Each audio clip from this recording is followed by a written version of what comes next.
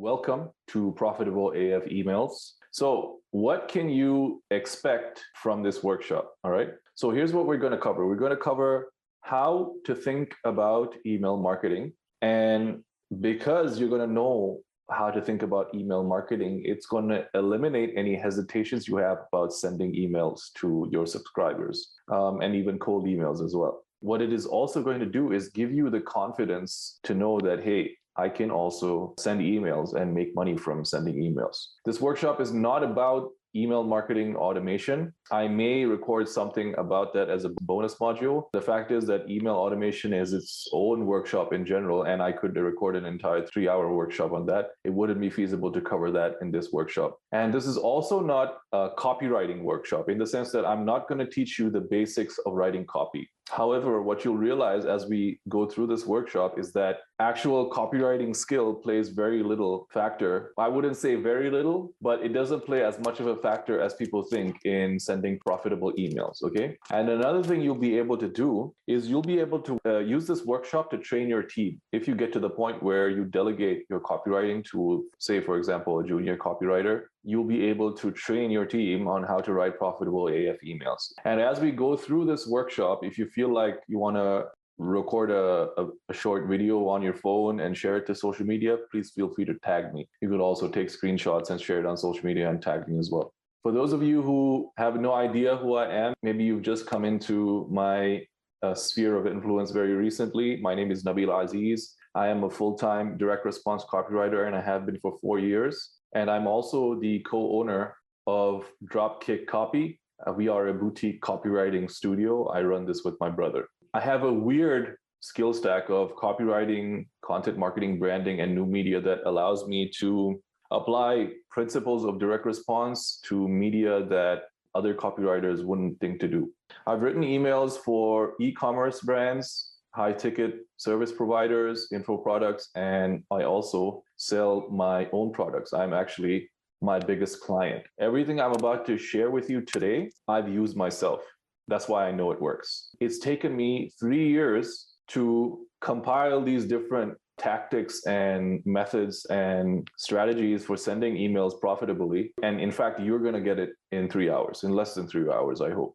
So how do I know my system actually works? So here's one of my clients. They're an e-commerce peptide-based cosmeceutical brand. They're a premium brand. Ticket size is usually $150 to $250 on average. I ran their email marketing for about 3 months, from September to November. And in those 3 months, I was able to generate for them $301,000, a little over $301,000, actually just under $302,000 at a 33.5x ROI. This is actually not a huge number. What's interesting about this number is that this particular brand has never been able to get paid traffic to work. And the way email marketing works is that you need to be adding fresh names to your list in order for you to be able to extract revenue from that list. Because if you think about a pool of fish, right? And you keep fishing in that pool, eventually you're going to run out of fish unless you introduce new fish into that pool. That's an analogy for email marketing. So I was able to produce this much revenue, even though the active engaged subscribers that we were sending to was only about 5,500 every single month. And during November, which is Black Friday, Cyber Monday, we were able to have a record-breaking month in all time since the store launched, $400,000. And I was able to bring in $155,000 in email revenue. And again, this is only impressive because of how small the list size was, okay?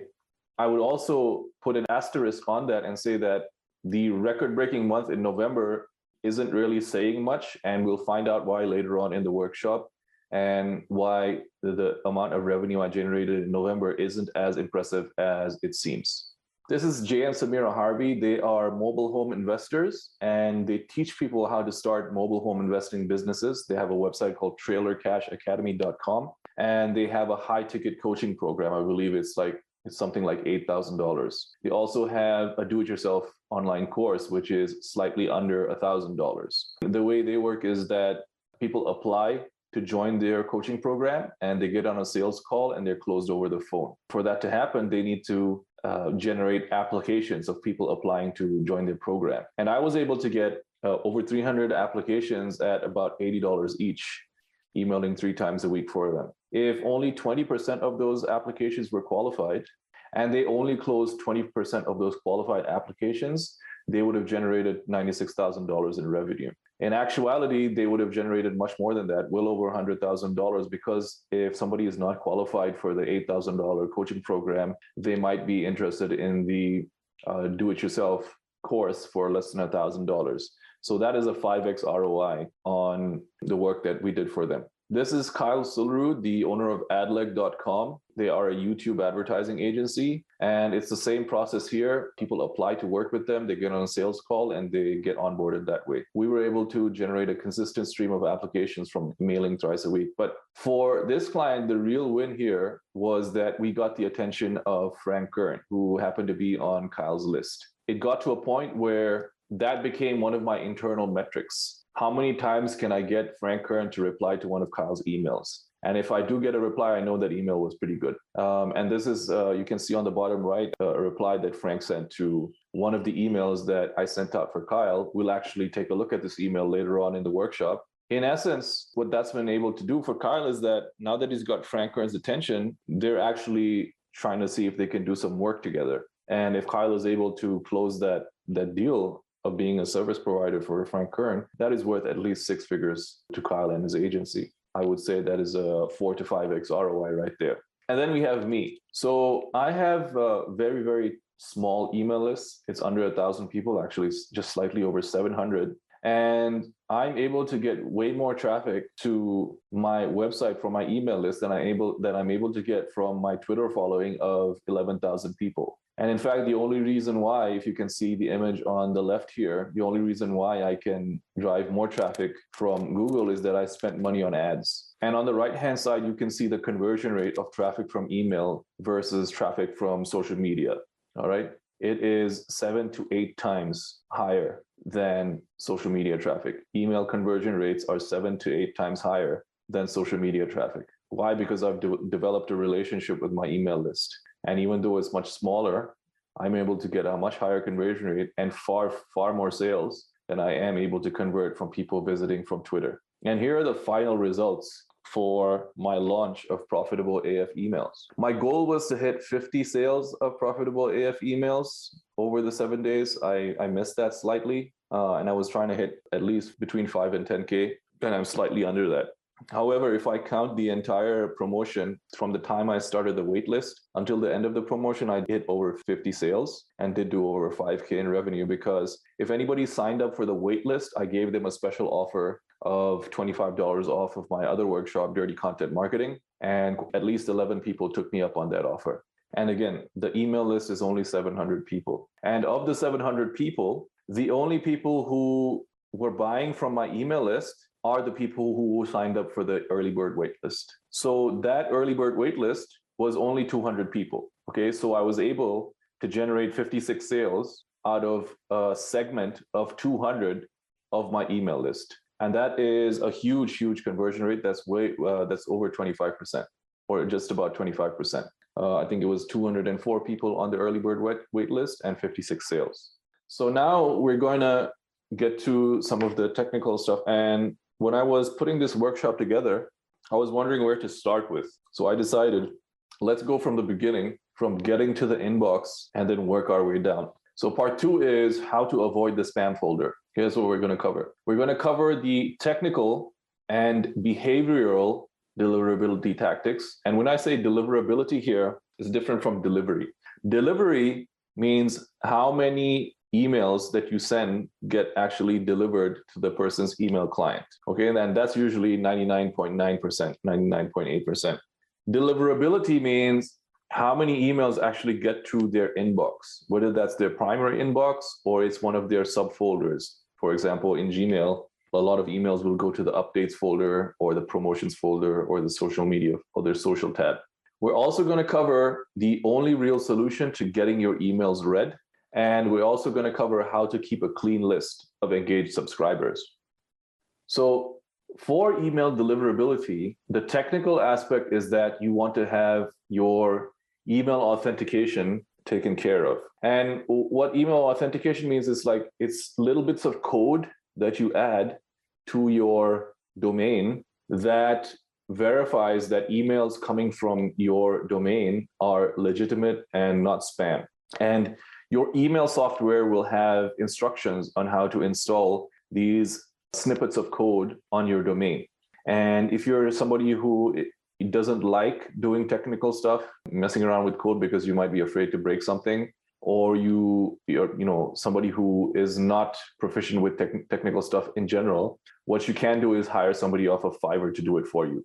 In fact, that would be a much better use of your time. When you're emailing from a new domain, what you want to do is you want to let your email software, handle the authentication. And authentication, like I said, it's like you're sending a letter to someone and it's being signed, okay? In the beginning, when email clients don't know you, you have to get somebody else to sign on your behalf, okay? Because they don't have a relationship with you. It's if you're brand new, you show up in a new town and you're mailing a letter to somebody and they don't know you, you have no reputation in this town, you'll have to get somebody else to sign your letters on your behalf. So that's what I mean by letting your email software handle the authentication. As you continue to email over time, let's say 6 months, and you're doing good email, using good email habits and good email practices, the reputation of your domain is going to increase. And when that happens, you can switch to authenticating using your own domain. So you can start signing your own letters. And when you do this, your email open rates and your deliverability rates will increase slightly. Having said that, what I don't want you to waste time doing is trying to trick email algorithms or email filters from sending your emails to your subscribers' inboxes. And it's really a waste of time until you get to the point where you're sending millions of emails, and a single percentage point increase in open rates could mean thousands of dollars or tens of thousands of dollars in additional revenue. So here's where we cover the behavioral aspects of deliverability, right?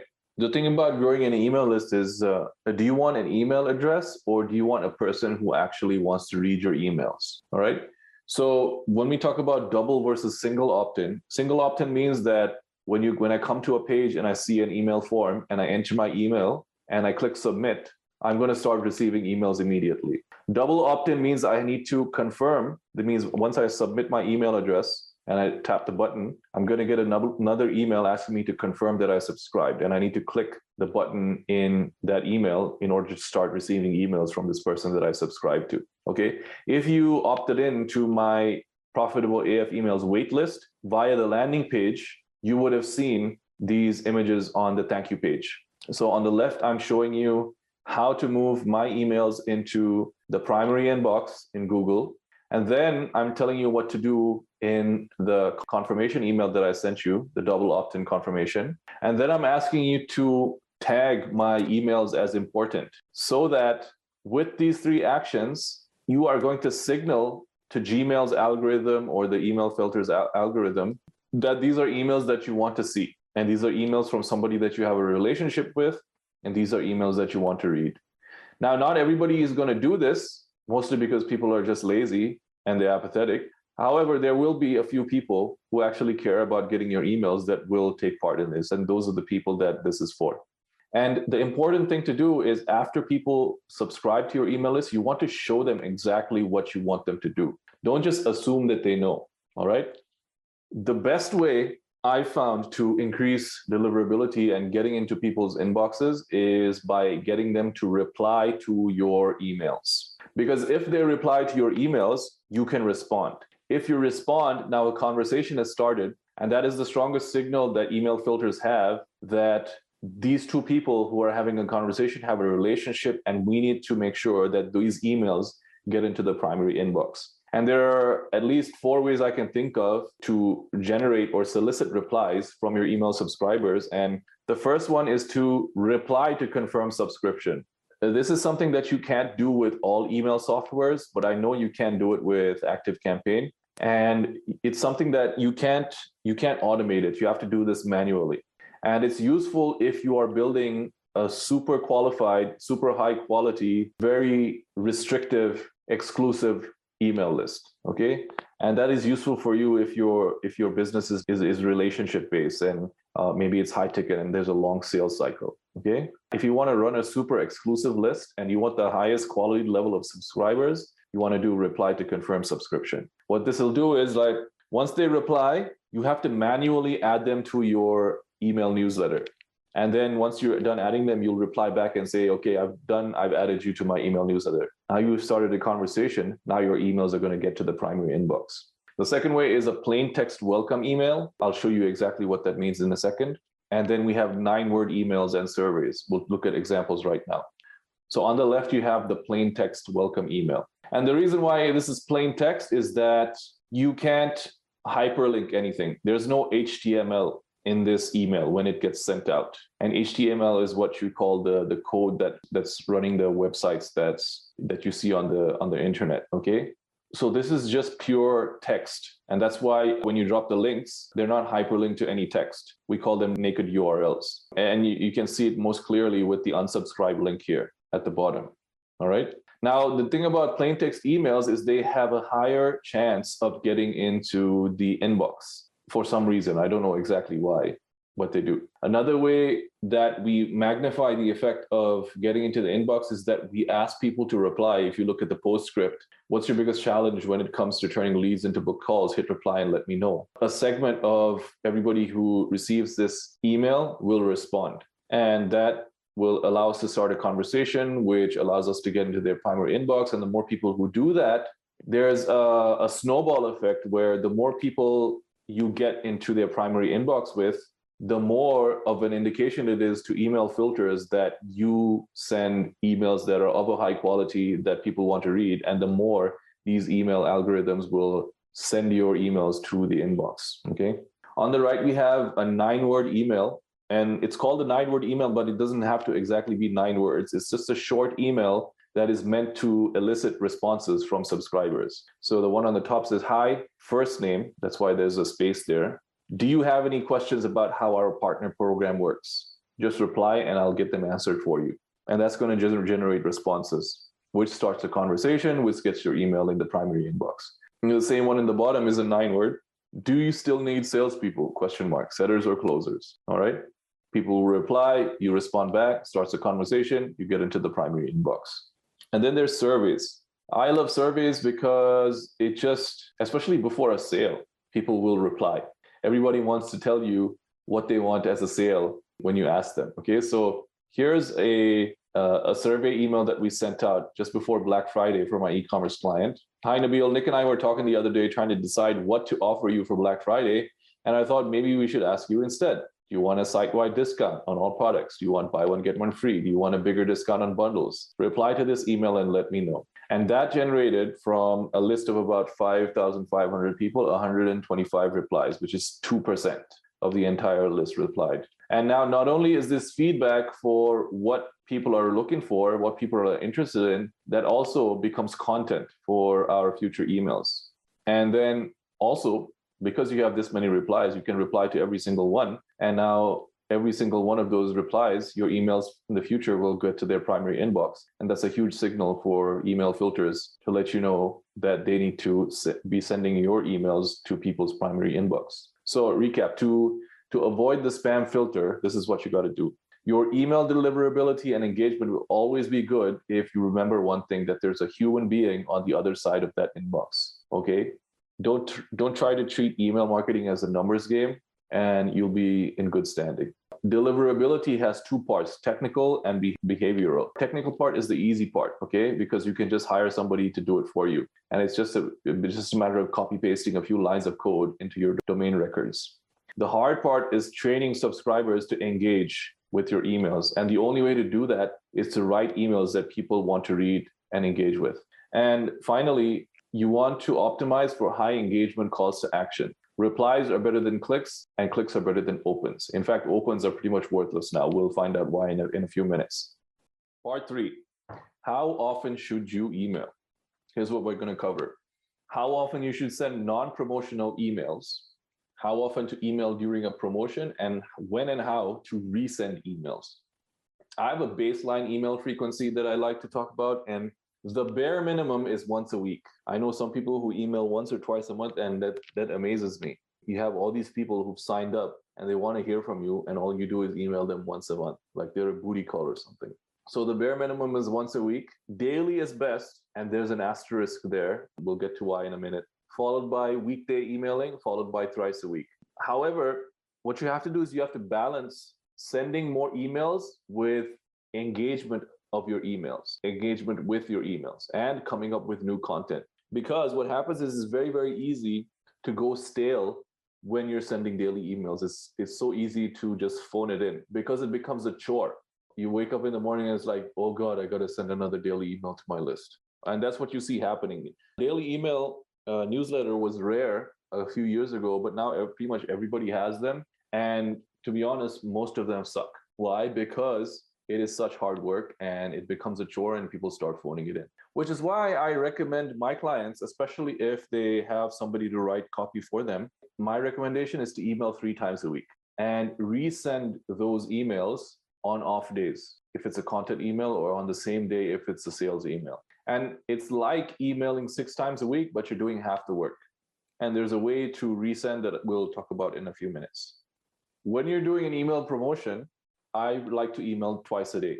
And if you were going through the Profitable AF emails promotion, you'll notice that I emailed you twice a day. Once in the morning, and then I resent that email to you in a slightly different form in the evening as well. But when you do this, you want to make sure you exclude the buyers from that promotion so that they're not getting bombarded with emails twice a day when they've already paid you money.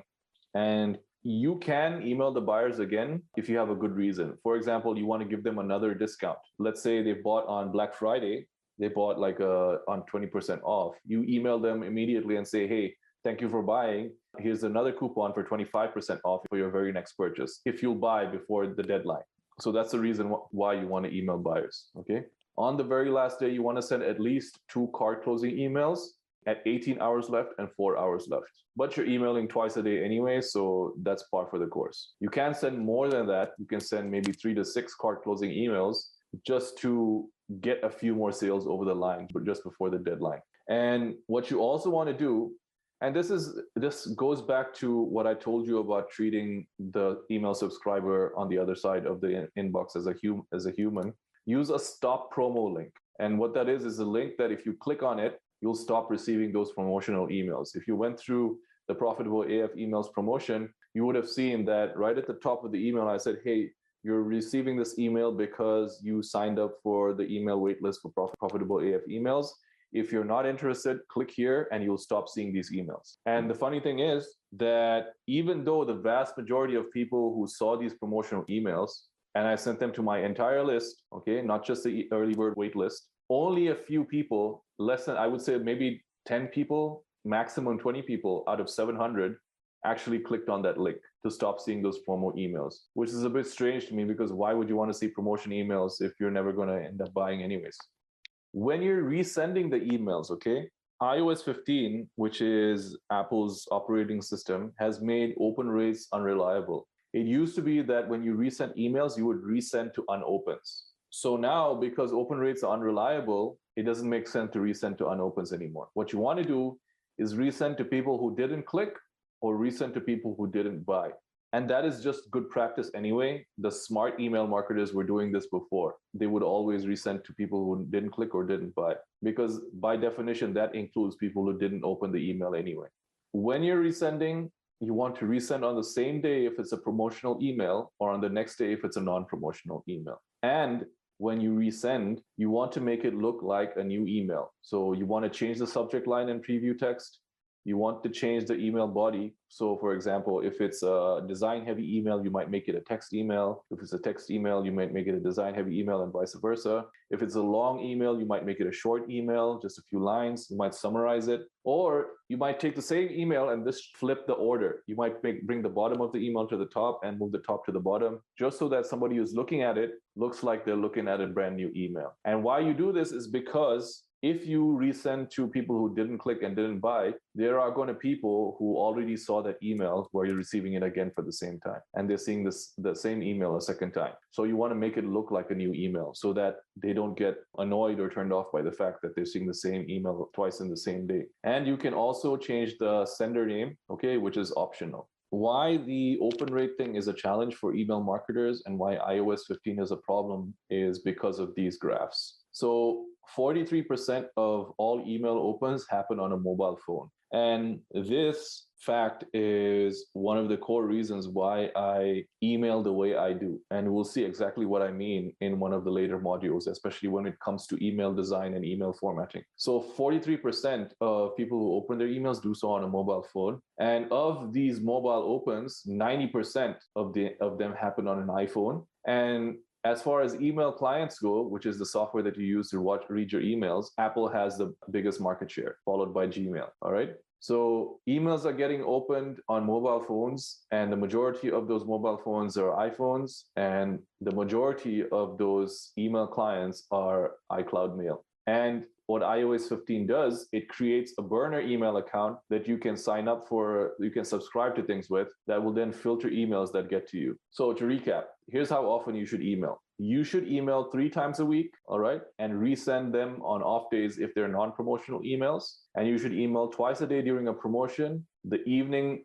email, so you should email once in the morning and once in the evening. And the evening email is a resend of the email that went out in the morning, except on the last day. On the last day, you send out cart closing emails. Those won't be resends. Those will be original emails, okay? When you're resending, you want to resend to non-clickers and non-buyers, not non-openers, because open rates are unreliable. Plus, if you're resending to non-clickers and non-buyers, by definition, that includes the non-openers as well. And when you're resending, you want to make sure it looks like a new email by changing subject line, the preview text, and even the email body copy. All right, so this is going to be, I think, the longest section of the workshop because I have so many examples to share with you. And here's how to never run out of email ideas. I got a reply from one of the people who signed up for the workshop. Her name is Lizzie. She says she writes emails for clients, and sometimes she has a hard time coming up with ideas because she doesn't know the same stories that the client knows, and she doesn't have the same experiences and anecdotes. But if you follow this process, you will be able to channel your client as well as pull ideas from many other places. So here's how to never run out of email ideas. We're going to cover the 3 sources of content ideas. We're going to cover how to delegate idea generation when working with ghostwriters or copywriters. And we're going to cover examples of content or emails created from all 3 of these sources. So the first source is content mindset. There's a famous journalist, writer, filmmaker. Her name is Nora Ephron. And she's quoted as saying everything is copy, but Nora Ephron said that that's something her mother taught her. And her mother was a thespian, an actress who acted in the theater, all right? And she said everything is copy, meaning that everything that goes on around you in your life that happens to you, happens around you, the people you talk to, the things that you experience, the things that you see, hear, and read, all of that is material that you can use for your content, for your emails, okay?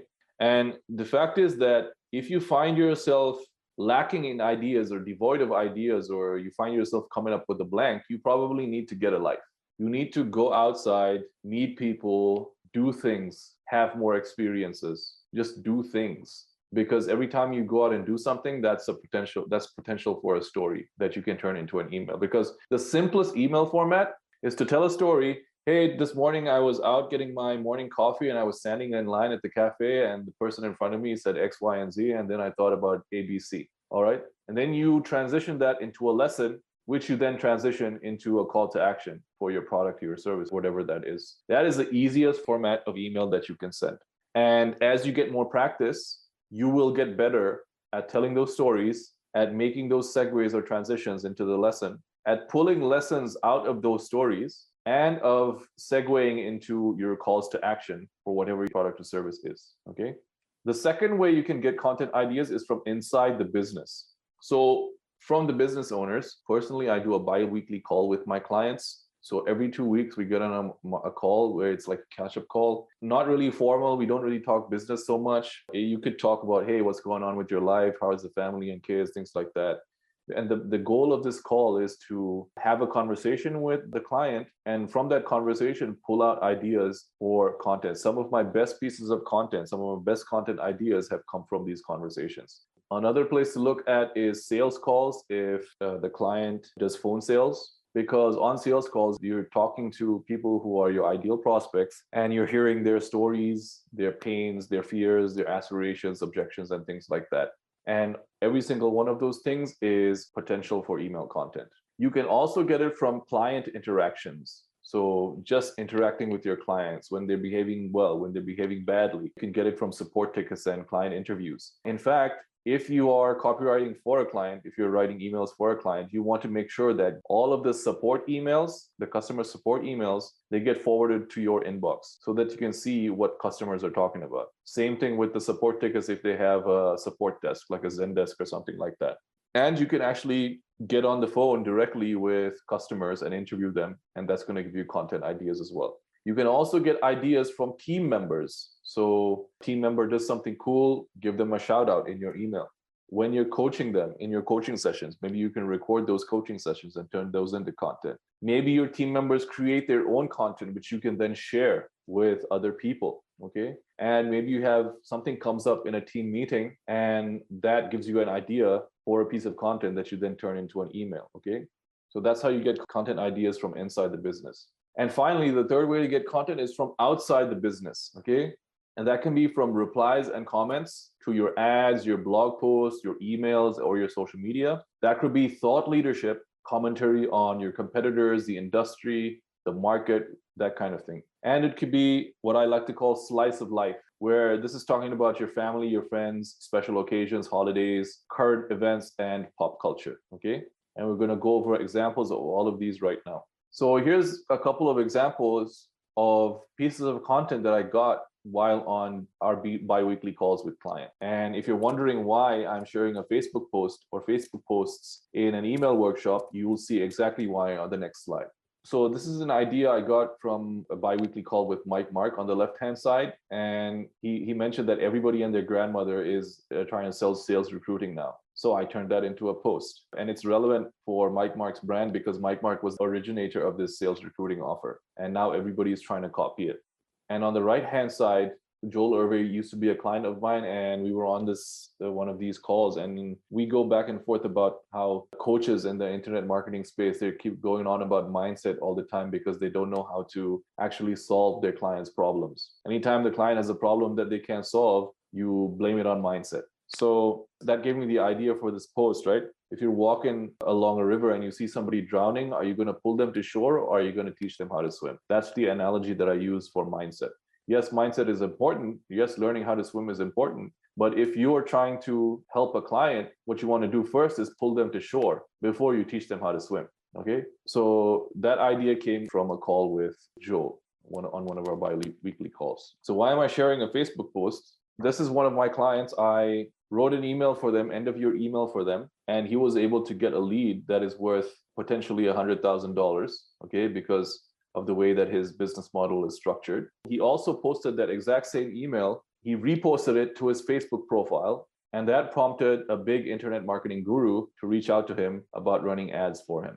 And you can see my comment at the bottom. Every single email that we write is a Facebook post, an Instagram post, or a LinkedIn post. And that is the truth. So what you should be doing, if you're emailing 3 times a week, you should be repurposing those emails to essentially all of your social media platforms. It's like you've already done the work. You might as well get the most juice out of it, squeeze the most juice out of it. Here's an example of content that you can get from the client. What I do is I interview the client and find the 5 sort of most pivotal moments in their life that made them the person they are today. And we do a 5-part story. I didn't actually come up with this. I learned this from Mitch Miller. And you can do this over one session or several sessions. And you come up with these 5 really highly emotional pieces of content that really goes a long way to building a strong relationship with your audience. And this is one of those posts in that 5-part story. And I've got the email and the Facebook post side by side. Okay. You can see on the left, it says the first line is "We met on Tinder." In the email, that was the subject line of the email. Okay, we met on Tinder. Okay. Here's an example where I tried to do the 5-part welcome sequence, but it ended up being 9 emails. So it became a 9-part story. And this is for my client, Jay Campbell. He has his own personal brand. He's an expert in the anti-aging, biohacking, and testosterone optimization therapy space, okay? He has a lot of interviews online where he talks about his story and his journey. And we took those interviews and turned that into an email sequence, a welcome sequence for new subscribers. And you can see here that these are story-based emails. And obviously you can see on the right-hand side column, the performance of these emails is quite strong. I don't actually have screenshots of the emails, but you can see this is from a Google Doc that I took screenshots from. So these are the emails. These are the story-based emails. I got kicked in the nuts and it made me the man I am today. Standing in front of a judge in an orange jumpsuit facing felony assault charges. Risking jail again to publish my first book. Here's how you get content from sales calls. So you get on sales calls and you hear these objections and questions that keep recurring over and over again, right? So you take the most common ones and you put them in a list. And then what you do is you record content responding to each of these objections or questions. In our case, for recruiting closers or recruiting salespeople, commission-only sales reps, there were 13 main questions that kept coming up over and over. So what we did was we wrote down all of the questions, and me and Mike, we got on a Zoom, and I asked him the question, and he would record a video response for me. He would answer the question to me on the Zoom call. And then we cut up that recording into individual answers, and we compiled that into a long form piece of sales collateral that probably has generated well over seven figures in terms of the business that it has generated. You can also use every single one of these videos as a piece of email content, either in the copy format, like you could just take the transcript, edit it into an email and send that out, or you can send them straight to the video to consume the content that way. Whenever you have client interactions, that's easy content for your emails, okay? Say a client that you're working with comments on one of your social media posts about how awesome you are, just take a screenshot of that, plop it in an email, add some copy to it, and send it, okay? That's exactly what I'm doing here. Saw the comment, took the screenshot, wrote a post about it, and sent it out. And again, this works for email, this works for Facebook, LinkedIn, Instagram, Twitter, wherever. From team members also. So one of our onboarding specialists, they were trying to onboard a sales rep, and the sales rep was being difficult, and we had to let the sales rep go. And they shared this screenshot of this really aggressive email that the sales rep sent to our onboarding specialist. So I screenshotted that email and used it as content, okay? You can see the Facebook post on the left-hand side and then the email on the right-hand side, talking about how, you know, it's not worth it to work with an A player if they're a toxic personality. Rather, you would want to work with a B player who's much better working with a team. Here's another example of content from team members. So we track the performance of the sales reps that we recruit for our clients, and we do a top 10 leaderboard every single month. And this is probably one of our best performing posts every single month. Every time we send it out, it generates leads for the business. And there's a social media version and an email version.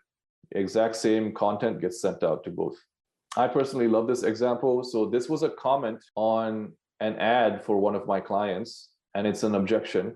And the person was saying, so this particular client, they develop mobile and web apps for people, okay? And this person is commenting, they make it sound all appealing and then drop the bomb on you that it's going to cost you almost $20,000 to build an app. What I did was I responded to that objection within the comments of the ad. And then not only did I do that, I also turned that objection and that response into an email that went into this client's follow-up nurture sequence. So this particular email is going to do objection handling for as long as this nurture sequence is live and running. And it is probably going to generate a lot of business for them in terms of book calls. Here's another example from replies and comments. So while promoting profitable AF emails, I was doing some tweeting and I mentioned a few email marketers that I know. They jumped in the comments and started a conversation. And one of the people I mentioned, Brennan Dunn, who is an expert in email personalization and email automation, he has his own newsletter. He screenshotted my tweet and used it for content in his email newsletter, okay, to position himself as an authority in what he does, which is email personalization. And then I'm on his email list. So I screenshotted his screenshotting of my tweet and I posted it as a tweet with the caption, inception. Here's how you do thought leadership, okay? What's going on in the market and in your industry and with your audience that you have some input that would be valuable that you can publish? Are you seeing something where people are not looking at things the right way, or some particular practice that you find to be unethical or not in the best interests of your market? On the top left, you'll see how my clients' competitors are continuing to increase their prices because that's the only way they know how to scale. But is by increasing prices. They don't know how to operate a business in a way that protects their margins without increasing their prices. So here's us throwing stones at our competitors, talking about, if you keep increasing your prices, we'll just keep taking your market share because we get better results, with our fulfillment is better and our client success is much better, okay? And on the bottom left is Mike Mark commenting on some drama that he saw in the high ticket coaching space with regard to two particular gurus' ads. And on the right-hand side, again, it's Joel Irway throwing stones at the people who keep on talking about mindset. And this fits in with Joel's brand because Joel is an engineer, okay? And he's all about making the math work and things like that. Here's a few more examples of throwing stones. So Kyle, like I told you, he runs a YouTube ad agency, and the biggest competition that they have is trying to get people to not stop using Facebook ads, but to understand that Facebook ads isn't the only solution, and YouTube ads can be a much better option. So as soon as Mark Zuckerberg announced his metaverse and that he's spending $10 billion on it, okay, we wrote an email talking about, okay, so Mark Zuckerberg is investing $10 billion on the metaverse, but how come you can't talk to a human ad rep if you're running Facebook ads? And anybody who runs Facebook ads has dealt with this problem. When they get an ad disapproved or their account suspended, you can never talk to a human to get your issue resolved, okay? So the idea of this post here is that Google's customer service is way better, and it actually is better. We're not lying about that. So we were able to throw stones at the competition with an email like this. Here's another example of throwing stones. Pretty much the only benefit that Facebook ads had over YouTube ads or Google ads in general is that Facebook was cheaper. However, of late, that has not been the case. The cost of advertising on Facebook has been getting higher and higher and higher. And we wrote an email about that because I came across this article. Just randomly, I came across this article about how Mark Zuckerberg overpaid a fine from the FTC by 50 times. He got a $100 million fine, but he paid $5 billion to avoid testifying in front of some committee, like some government committee, okay? Now, okay, I can get, paying a little bit extra to keep people happy, but 50 times, that doesn't make sense, okay? So we wrote an email talking about how your Facebook ads have been getting more and more expensive. We think we found the reason why. And we created this conspiracy theory that because Mark Zuckerberg had to pay $5 billion in his fines, he's started increasing the prices of Facebook ads over the millions of impressions or trillions of impressions that they serve to amortize the cost of this fine, okay? And then the call to action is like, listen, Google has its issues as well, and they sometimes have to pay fines, but they certainly don't pay 50 times as much. And it's going to be a lot better for you if you start running your ads on Google, because the advantage that Facebook had of being much cheaper isn't there anymore. And Google is a much better platform. And you don't have all of the hassles that you have with Facebook ads. Here's an example of a slice of life email. Early last year, a rapper passed away. His name was MF Doom. And instead of just doing an RIP MF Doom post, I wrote an entire post about alter egos. Because alter egos in any kind of high performance activity, learning about alter egos is a topic of note. And this email was about how MF Doom created this alter ego for himself and was able to be so successful with it. And how you can also create an alter ego to perform at your highest level, even though as a human you might be imperfect and frail and unable to perform perfectly every single time. And then the last way is that you can just ask your audience, okay? So if you were on my Profitable AF emails waitlist, you would have seen this email. I sent you a survey email asking you, what do you intend to use this workshop for? What would be an ideal outcome for you? And what questions do you have about email marketing? And that got a bunch of responses. Here's an example of another email that I sent out with just a question. Would you prefer to get a workshop for $99 or a $9 a month membership where I do one workshop a month, okay? And that got a bunch of responses as well. And each of these responses in either of these emails can be turned into email content. So to recap, everything that happens to you and happens around you, everything that you hear, see, and read can be turned into content mindset. If you work with a copywriter or a ghostwriter, a 60-minute call every 2 weeks should give them enough material to work with for the entire month. And if you're writing your own emails, use your lifestyle, your habits, hobbies, interests, and your personality as much as possible. Part 5, how to get your emails opened. Here's what we're going to cover. We're going to cover how to write the perfect subject line. We're going to cover preview text and how to use them properly. And we're going to cover pattern interrupts to get your emails opened. So here's how to write the perfect subject line, all right? The most important thing you need to understand when writing your subject line or writing your emails is never assume your email is going to be open, read, or clicked. People are busy. Things are going on in my life. I don't have time to pay close attention to when your email shows up in my inbox and to open it. If I'm in my inbox and you get my attention, fine, I'll read your email. So what needs to happen is you need to actually get my attention and you need to not assume the open from me, okay? And because of that, you need to always give your subscriber a damn good reason to open your email. You need to always ask the question, what's in it for me? What do I get when I open your email? I don't care what you want. I want to know what I get when I open your email. And the formula for the perfect subject line is benefit plus specificity plus curiosity. And there's 2 more elements that we'll add to it in a second, okay? You want to make sure that you offer a benefit. You want that benefit to be specific, okay, and not vague. And you want to introduce an element of curiosity that makes them wonder, oh, what's going on here? Maybe I should read this. That is the perfect subject line. You also want to optimize your subject line for mobile screens. Remember those screenshots I showed you of the data of how many people are opening their emails on mobile phones? The vast majority of subject lines I see are way too long. And because they're way too long, they lose their impact because most people are reading them on mobile phones and the subject line gets truncated on the mobile phone when you're reading the preview. Okay, so you want to optimize the subject line for mobile phones. So then the perfect subject line becomes benefit, specificity, curiosity, and optimized for mobile. Okay, and this is impossible to do every single time just because of the nature of writing subject lines and writing emails in general. But you want to try to do it every single time. That's the ideal. And then we have the preview text. When you scroll through your inbox on a mobile phone, the preview text is displayed under the subject line, or if you're on the desktop and you're on a side-by-side view, it's displayed beside the subject line, okay?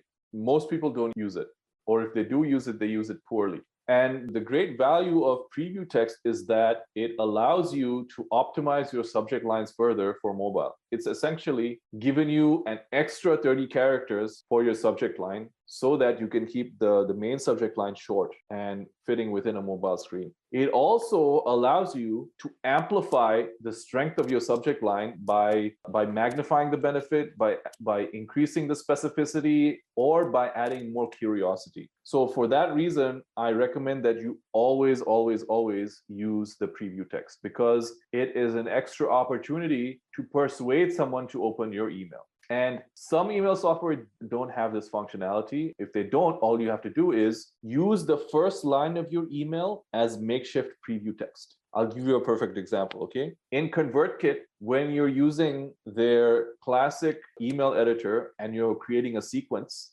an automated email sequence, there is no option to add preview text. So what I do is I'll write the subject line and then I'll use the first line of the email as preview text. And I'll use it to amplify the effect of the subject line, okay?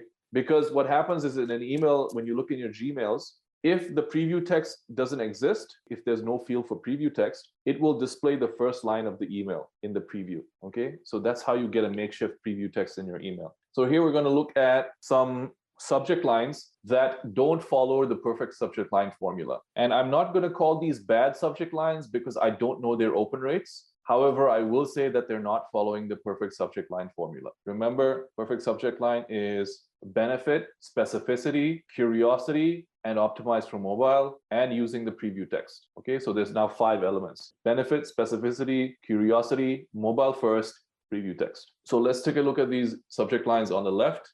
So the thing about these emails from these examples that I'm showing you, this is an email list that's based on a relationship with a personal brand or a public figure, and they send daily emails. This is one of the drawbacks of sending daily emails, is that you're writing emails every single day. It's very, very hard to be on and switched on every single day. So even if a person is a good copywriter in general, when they're emailing their list personally, you're probably not going to get the best subject lines, okay? So I almost quit Copy Accelerator back, and then it gets truncated because the subject line is too long. And also, there's no preview text, I believe. Last night, I made a woman cry. And so when you're evaluating subject lines, if any of the subject lines make you go, so what? Then it's not a good subject line, or it's not following the PSL formula, okay? Last night, I made a woman cry. So what? So the next one is a good subject line, from 10K a year to 15K a month, as I believe it should say a freelance copywriter, but it's truncated. What I would do is abbreviate this subject line by removing some of the words and contracting some of the words. So it could be 10K/Y, so 10K per year, a finger emoji pointing to 15K per year. That removes a bunch of characters. Sorry, to 15K per month. So 15K/M. 10K/Y, pointing emoji, 15K/M as a freelancer. That would make the subject line fit, okay? The number one thing that kills sales, that is a pretty good subject line. Having an epic weekend. So what? People buy specificities and not generalities. Borderline. Yo, so what? Here's an example in the middle of subject lines from Troy Erickson. You'll notice that Troy Erickson, not only does he not use the preview text, he deliberately creates blank space in the preview text to stand out in the inbox. And this is the number one reason why I say he's not following the perfect subject line formula, is because he's wasting this opportunity to persuade, to take advantage of a gimmick. And the problem is, if he did it for one email once in a while, it would be fine, but he does it for every single email. Now, I don't know what his open rates are. Maybe he is able to keep his open rates high due to this tactic, but he's losing the opportunity to persuade. And if it wasn't for the fact that he's sending this email to a personal list and they've already developed a relationship with him, I would say that an email like this is not optimal for sending to generate results, okay? Sales on autopilot, that's a benefit, good subject line. And it's short, okay? My friend's harsh words, so what? I'll write all your emails for you, benefit, good subject line. $1,000 for you, benefit, good subject line. Thank you, so what? Interview request, so what? Sneaky trick that made me spend 18K. Pure curiosity, might open it, but so what? Why I spent $8,115.95 last night. So what? A stranger is wearing my shirt. So what? Why do I care? Why do I care? Why am I going to open your email? You're just sending this email to like indulge yourself? You know, is it entertaining for you to waste my time? Let's take a look at Daniel's. I would say that Daniel's subject lines are the weakest out of all 3 here. And again, I'm not saying that they're bad subject lines because I don't know the data, all right? I'm just saying that they're not following the PSL formula. So Daniel's subject lines are just generally way too long and just way too verbose, and he doesn't use the preview text at all. How I taped my smartphone use in so what? My number 1 book recommendation of 2020. Yes, 2020. Yeah, okay, but we're in 2022. So what? I met the Queen of Karens and her, so what? I'm too cheap to send you a card. Okay, I'm laughing here because, like, do you guys see this? Do you see how much of a waste of time it is to like scroll through your inbox and see these emails? Okay, there is nothing in here. You could count on one hand the emails that are written to benefit the sender. They all sound like they're just writing in their diary or vomiting in their diary and hitting send. If you want to write emails like this, write in a diary. Be right back, booking a hotel after I send this. So what? My urgent COVID prophecy. So what? Don't just this email until you've... So you can see here, all they're relying on is pure curiosity and an element of story. There's very little use of benefit in these subject lines, okay? And again, I don't know the open rates. Maybe the open rates are amazing. However, they aren't following the perfect subject line formula. So let's take a look at a few subject lines that do follow the perfect subject line formula. So you can see All of these subject lines are really very clean. Almost none of them are truncated because they're not long. Every single one of them uses the preview text, and almost every single one of them includes a benefit in the subject line. Okay. Why I'm so confident about you unlocking scale with YouTube ads. Okay, so you can see how I'm leveraging the preview text to extend the subject line, okay, and convey and communicate what I want to communicate in a single preview. You're in a toxic ad relationship and you don't even know it.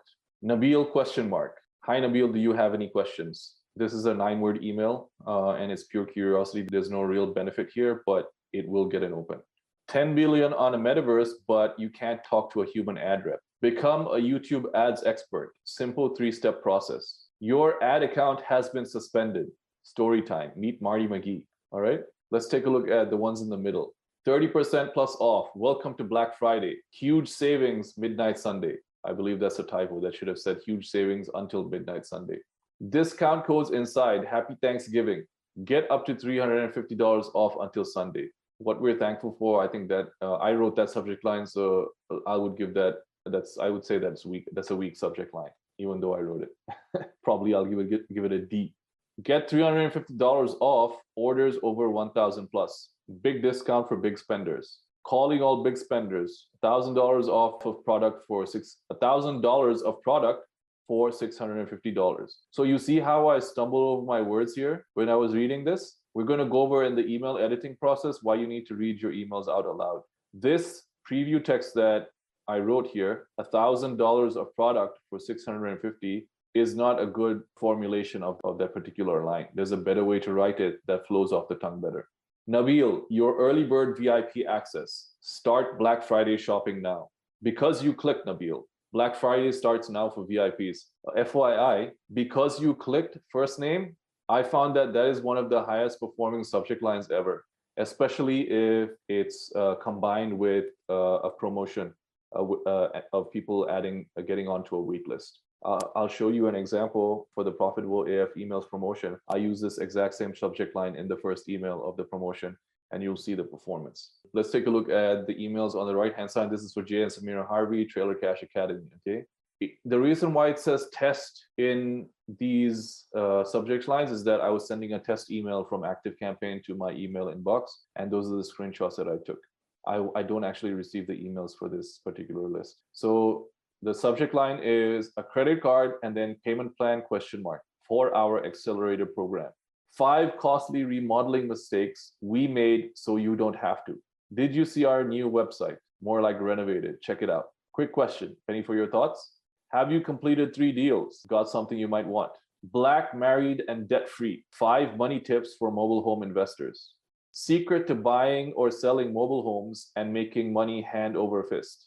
So whenever you're writing subject lines, keep this in mind, the perfect subject line formula. Here's an example where I didn't follow the perfect subject line formula. And if you're not following the perfect subject line formula, the way to optimize the subject line is to add an element of story into the subject line. It's the same when choosing creatives for your ads. David Ogilvy talks about the story appeal of an image, where as soon as you look at it, you wonder, hey, what's this guy doing? What's going on here? I want to know more about this. So it's curiosity as well as the intrigue of the story. And I wouldn't say that these subject lines are optimized. In fact, they don't follow the perfect subject line formula at all. They're way too long and there's no benefit in them. However, the strength of these subject lines is demonstrated in the open rates because of the story element of those subject lines. And these will work if you're building a relationship with the list as a personal brand or a public figure. So living in the shadow of my father, I got kicked in the nuts and it made me the man I am today. One bad choice and divorce after another. Standing in front of a judge in an orange jumpsuit facing felony assault charges. Isolated from my baby daughters at 41 years old. Crashing headfirst into rock bottom and climbing back out. It only takes one amazing woman to turn your life around. Risking jail again to publish my first book. How to escape victim consciousness for good. So add a little element of story into your subject lines and they'll perform well. So you can violate the PSL formula if you're willing to add a little bit of story.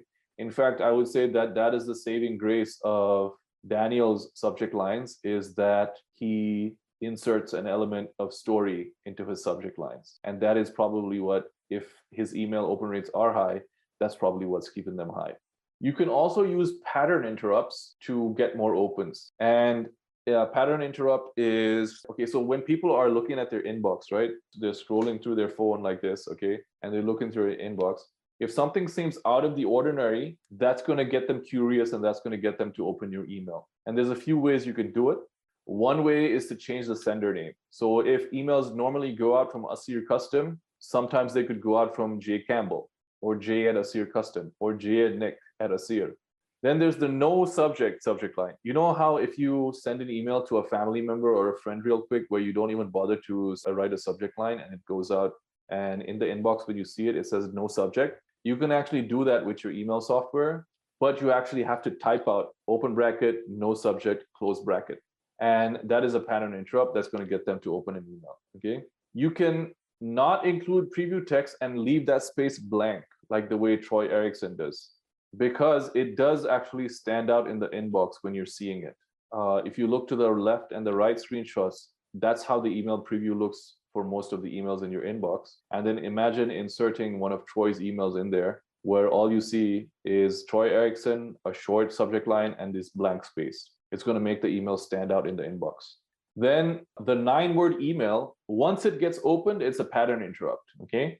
Because people are not used to seeing such short emails that just ask them a question, don't ask them to do anything. It sort of jolts them into giving a response. And the thing about pattern interrupts is that you shouldn't make it a pattern. So this, in the middle, Troy Erickson made his pattern interrupt a pattern. And when you make it a pattern, it loses its effectiveness. So here's an example of the no subject email. When I scheduled this email in ActiveCampaign, I actually had to type out bracket, no subject bracket. And it is also a plain text email, as you can see from the screenshot. Here's a 9-word email. Like I said, the 9-word email doesn't always have to be 9 words. It can be a little bit longer. The point is, it's just a really short email designed to get replies from prospects who haven't engaged in a while. And to get opens, quick question is a really, really good subject line. Top right, you can see that's also a 9-word, and we also use the no subject line. Do you still need salespeople? So just the entire email is a pattern interrupt. And then bottom right, I wouldn't call this a 9-word. It's just an email that's designed to get replies. In fact, I shouldn't have included this screenshot here. It's not really applicable. Here's a recap. Why should I open your email? Give me a good reason to open your email. If you give me a good reason, I'm going to open your email, okay?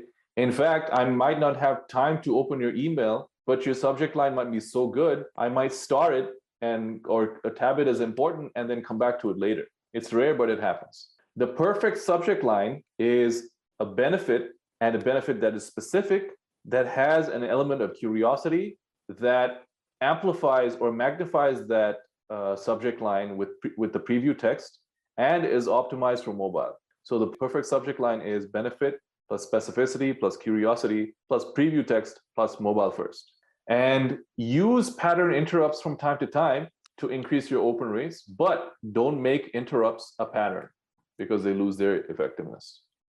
So now we're going to get in email design, part 6, what your emails should look like. Here's what we're going to cover. We're going to cover text heavy versus design heavy emails. We're going to cover exactly what a plain text email is, mobile first email formatting, and using images and GIFs or GIFs. So this is the question, the raging debate question, what works better, text or design? And it's particularly in the e-commerce space, not so much in B2B or email or internet marketing and things like that. So that's what I say is it depends on your market, but they both work. And in my experience of working with e-commerce clients, text-heavy emails beat design-heavy emails. Now, another email marketer might have different data, which is why I say don't just do what everyone else is doing. You have to test and do what works best for your business, okay? And also, you know me as a copywriter, as a direct response copywriter, I rely on the power of my words to do the persuasion. But I also came to the realization that I shouldn't underestimate the power of visual persuasion. And so don't devalue or underestimate the value of good design, is what I'm saying. So basically, you got to use them both. And I'll show you examples of design-heavy emails and text-heavy emails that perform well. Here's an example of a text-heavy email. This is the best performing email that this account had in the 2 years of them using email marketing for their business. It was sent to about 5,000-ish people. It was plain text. You can see the very first line of this email. So with Klaviyo, when you do their plain text email, which is not a real plain text email because you can add hyperlinks. When you do their plain text email, there's no option to add preview text. So I used the first line of this email as preview text. And to differentiate it from the rest of the email, I made it a heading. Okay, so you can clearly see that this first line is separate from the rest of the email. Here's a design-heavy email that did well. This was for Halloween. We sent this out. And I think it was the third best performing email that we've sent. And they're both during a sale. So the only difference is that I could say between the two is that this discount is much bigger. It's a flat 50% off discount, which is why it probably produced a lot more revenue, even though it was text only. So this is another thing that I need to talk about. And I might do an entire module on this about email testing. When you're doing a test, you have to be very careful about the variables that you're testing, okay? Now, if you're unsophisticated, you'll say that text emails beat designed emails. But this particular offer that was sent out is very, very different to this offer, which is a flat 50% off. And this offer happened during a different time, a different occasion, and the buyers might have been in a slightly different state than these buyers. So when you're testing emails, you need to make sure that you're only testing one variable at a time. If I were to call this a test, that would be a bad test and the results would not be statistically significant. In fact, I wanted to add a module about email testing in this workshop, but I didn't have time. It would have made it too long. I may add it as a bonus module later. So let's talk about formatting for mobile phones, okay? So most people, like we said, they are reading their emails on their phone. And because of that, you want to format your emails to make it easy for them to read on their phones. And then what that means is short sentences and short paragraphs, number one. Number two, you want to resize and compress the images for shorter load times. Why? Because not everybody has the latest smartphone and not everybody has the fastest internet connection. If your email has a lot of images and the file size is huge and they're taking a long time to load, after about 3 seconds, the person is not going to want to open your email.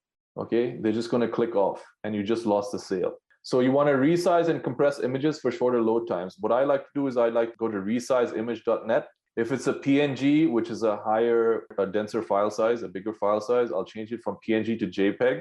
I'll reduce the dimensions to fit the email template width, which is usually 600 pixels or less. I'll compress the image until it's less than 50 kilobytes in size. Usually I'll try to compress it until it's less than 20 kilobytes. But you have to be a little bit careful here, especially if you're emailing for an e-com client. They don't want to see pixelated images in their emails. They're like very, very concerned about their brand. You know what I mean? And then when you're using GIFs or GIFs, you want to use less than 10 frames. The more frames you have in a GIF, the bigger the file size is. Okay, so what I like to do is, if I have a video recording, I never use an entire segment of a video recording, even if it's just 1 second long. A 1 second long video is probably like 3 or 4 megabytes. What I'll do is I'll take screenshots, 5 to 10 screenshots of that video at different parts so that it looks like a moving image. And what I'll do is I'll compile those images into a GIF at gifmaker.me. I'll compile them into a GIF and then I'll reduce the dimensions to fit an email template. And that's when I'll download them and that's when I'll insert them into my email. And we'll go over examples of both. So here's what I mean by easy to read versus wall of text. This is the desktop version of these two emails. Okay, on the left is an email that I wrote, and on the right is an email that I received from somebody I'm subscribed to. Which one of these is easier to read? Let's take a look at the mobile version. On the left is the exact same email on my phone, took a screenshot, and on the right is the same email on my phone. Which one is easier to read? I don't see why people make it so hard for people to read their emails. And another thing is the font size. Yeah, you can see the difference. So that's a huge part of profitable AF emails, is just making the emails easy to read. Here's the optimized versus unoptimized images. Okay, so this is the image that I used in the left. I inserted it into a testimonial email or a client win email. And I took a screenshot of this Facebook post. This is in the middle is the file size of the uncompressed screenshot, the uncompressed image. It's 1 MB in size, and the dimensions are 1356 by 1166, okay? And the compressed version is a JPEG. It's 20 kilobytes in size, I believe 90% or 98% less. And the dimensions are 500 by 430. And it'll fit inside a template that is 600 pixels wide. Here's an example of unoptimized versus optimized GIFs, okay? This GIF is a 2-second video on the left, and the right GIF is a 3.5 second. It's not a video, it's a GIF, right? So the one on the left is 2 seconds, the one on the right is 3.5 seconds, okay? But the one on the right is 7 frames, while the one on the right is, I have no idea how many frames. And you can see in the file size that GIF on the left is 6.4 MB. Somebody actually uploaded this into an email. People are crazy. And the one on the right is 406 kilobytes. Now, a GIF is always going to be a larger file size than just a straight image, but there's no reason why you should be uploading a GIF that's 6.4 MB into your emails. And another thing, whenever you're uploading images and GIFs, make sure that they have a purpose in your email. This one on the left is just in there to look cute. The one on the right was inserted in order to persuade people to take action. Okay, so every single image that you use should earn their place. And that's the second bullet point in this section. When and how to use images. Every image should earn its place in the email. Never add an image just because. An example of adding an image for a particular reason is like adding a photo of the sender in the sign-off. Okay, that might look like it doesn't persuade, but it helps to humanize the sender. And perhaps one might argue that this GIF on the left helps to humanize the sender, but I wouldn't say so. I think it's generally pointless. The second point you have to remember about when and how to use images, and it's at the top of this list, is don't waste the most important space in your email above the fold. Okay, so I'm reading the email on my phone. Okay, this space is the most important space of the email, the very first screen above the fold. And if you fill that half of that or 2/3 of that section with an image that has no persuasion in it, you've just wasted that space. And e-commerce brands are notoriously bad at doing this, where they'll just plop a useless, pointless image at the top because it's on brand or whatever, and waste the opportunity to persuade their readers. Another thing that people like to do is they like to click on images inside emails. And so you want to link your images because that increases the click-through rate of your emails. And also, when you're linking images, if the image is early on in an email, I wouldn't link it. I wouldn't link the image to another page because I don't want them clicking off of the email too early. However, if it's closer to the call to action or lower down in the email, I will link it because I've already had my opportunity to give them the context of the email, persuade them, and now it's time for them to take action. And you can see how many people click on emails by tracking the link clicks using Google Analytics and UTM parameters. And to track link clicks, I think I will add an additional video after this workshop about how I track link clicks in emails. So to recap, when designing your emails, all right, mobile first, mobile first, mobile first. That is your number one concern. If you make your emails easy to read, you are making it easy to buy your products and services. And finally, and you can apply this to this entire workshop, take what everything says with a grain of salt, even me. What I want you to do is test for yourself to find out what works best for your business. I've written here more on testing in part 11, but I wasn't able to include the testing part in this workshop. I will try to add it as a bonus module. All right, part 7. How to edit your emails, okay? You don't have to be a good copywriter if you are mindful and good at editing your emails after they're written, okay? Here's what we're gonna cover. We're gonna cover the rule of 1, which is a marketing or advertising principle that you need to apply to every single piece of copy that you write. We've already talked about the perfect subject line, okay? That is one of the steps in my editing checklist. Does it have the perfect subject line? We're going to talk about grabbing your reader by the throat. We're going to talk about passing the what's in it for me test. And we've already spoken about making your emails easy to read. So these are my 5 steps of editing, okay? The rule of 1, perfect subject line, grab them by the throat, what's in it for me, easy to read.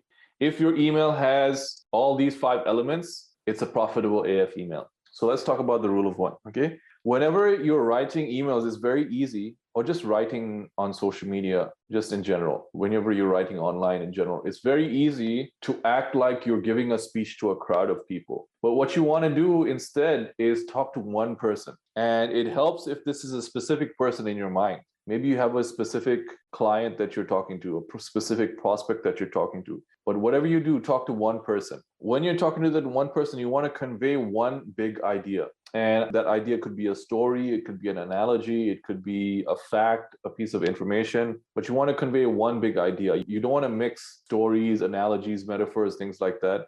You just want to focus on one big idea. You want to make one promise. And when I say one promise here, you'll see in a lot of marketing, people will make claims like saves time and money, or save time and money, right? You want to do save time, or you want to do save money. You don't want to do both, because people who are concerned about saving time are different than the people who are concerned about saving money. And the way you'll talk to them will be different. And so in order for you to focus your messaging, you want to focus on one promise: save time or save money. And finally, you want to include one call to action. Ask them to just do one thing. Click on this link, buy this product, watch this video. Don't ask them to click on the link, buy the product, and watch the video in 3 different calls to action. And then ask them to follow me on social media, subscribe to my YouTube channel, and things like that. Grabbing them by the throat. You know how I said the first screen of your email is the most important? Well, then the first line of your email is the most important out of all. Don't waste it. Don't waste that line with your greeting, "Hi, Nabil." In fact, it's totally irrelevant. You can just go straight into the email. Don't waste it with a preamble and an introduction, setting the stage. Just get right into the action. And in Latin, it's called in media res, in the middle of things. And you see it all the time in TV shows and movies. The other day, I was watching The Dark Knight Rises. And in that film, it starts off with mercenaries delivering hostages to the CIA. And you have no idea who these people are.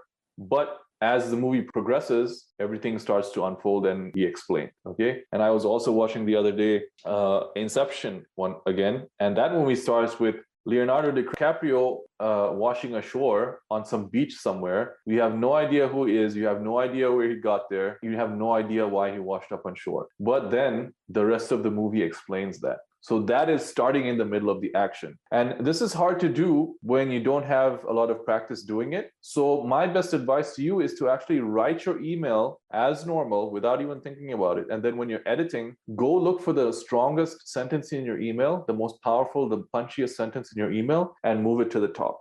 And I'll show you an example of me doing this pretty soon in the next few slides. What's in it for me? And I mentioned this earlier, don't be self-indulgent and don't waste your reader's time. If you focus your email on what is in it for the reader, you can write an email that is 3,000 words long and they'll still read it. There's no such thing as too long. There's only too boring. And when you are trying to tell them what's in it for me, tell them right away, tell them immediately, tell them at the start of the email what benefit they're going to be getting. Tell them in the subject line, tell them at the start of the email, tell them throughout the email, and even tell them in the call to action. What is the benefit? What is in it for them? Reinforce it throughout the entire email. Is your email easy to read? We covered email formatting in the previous section. And this is a cool system or mnemonic I learned, I believe, I'm not sure who came up with this. I think it was Mark Ford, something that they teach at Agora, and a lot of copywriters use it now, Kuba. Is your copy confusing, unbelievable, boring, or awkward? Every single sentence in your email should pass this test in the negative.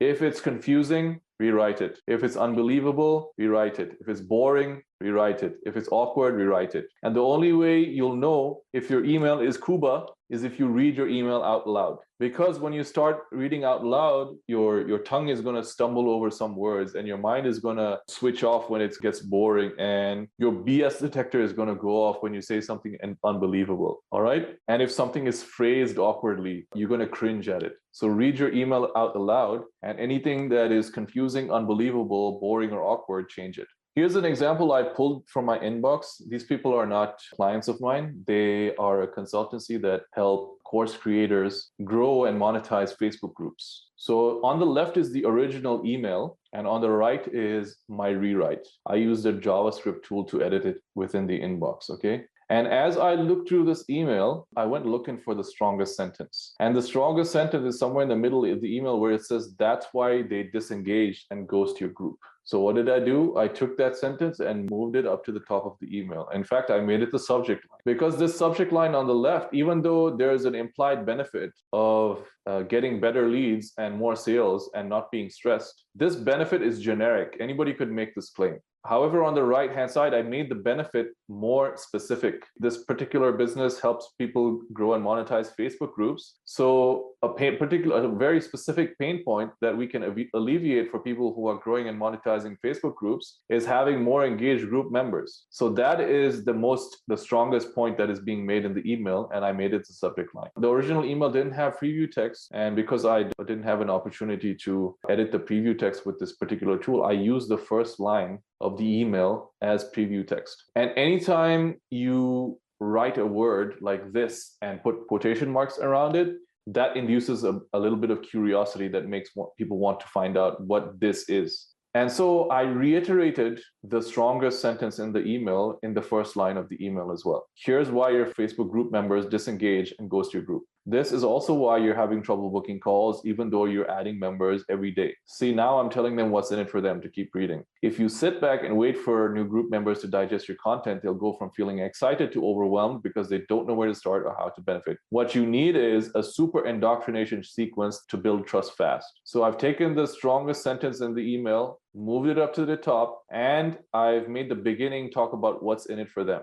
And then the rest of the edits are just me making the email easier to read by adding ellipses, breaking up long sentences, and just in general, it flows better overall. And especially if you would read both of these emails side by side on a mobile phone, the one on the right is going to be easier to read than the one on the left. So that is an example of editing an email to make it punchier and more impactful. And you can do this with any email that you write. Just write the email as normal, okay, as you would, without stressing, without putting too much pressure on yourself, and then come back and edit it. And you'll find that when you edit it, you will be able to improve its impact by double, triple, 5x, 10x, however much you think.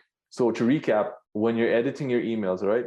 David Ogilvy said that I'm a lousy copywriter, but I'm a good editor. This is perfect for profitable AF emails because you don't need to be a good writer to write good emails. You need to be a good editor, because what I've shown you, I hope so far, is that email is less about the words being used and more about the structure and the form of the emails. Remember again, and I'm going to keep repeating this throughout the workshop, there's a human being on the other side of that screen. If you look after them, they will look after you. And this is a really, really important point that I believe not enough copywriters, copywriting coaches talk about. Good copywriting is first and foremost good writing. If you are a very good writer, very good at communicating ideas in general, you will automatically be a good copywriter. And to become a better writer, here are 3 books that I recommend: On Writing Well, Elements of Style, and Better Business Writing. Okay. In fact, I've been training a junior copywriter since March of last year, and I've had her read all 3 of these books, and her writing has improved immensely. When we first started working together, just her writing was quite bad, that it made the copywriting essentially useless. Part 8, how to get more clicks. Here's what we're going to cover. We're going to cover that the fact that more clicks do not always equal more sales, and when it's a good idea to chase clicks, okay? We're going to cover calls to action versus calls to value, and there's a subtle but important difference here. We're going to go over pattern interrupts to get more clicks, and we're going to go over link design. So in order to get a click, right, all you need is curiosity. That's why clickbait is so prevalent. And you'll see this when you see a lot of the ads that you see online for media websites where they make their money serving ads on the page. They have literally mastered the element of inducing curiosity and getting people to click. So in order to get a click, all you need is to generate curiosity. That creates a void in someone's mind, like a mind virus that they can only satisfy if they click and see what's there on the next page. However, to get a sale, you need both curiosity and context. And context here is what is in it for me.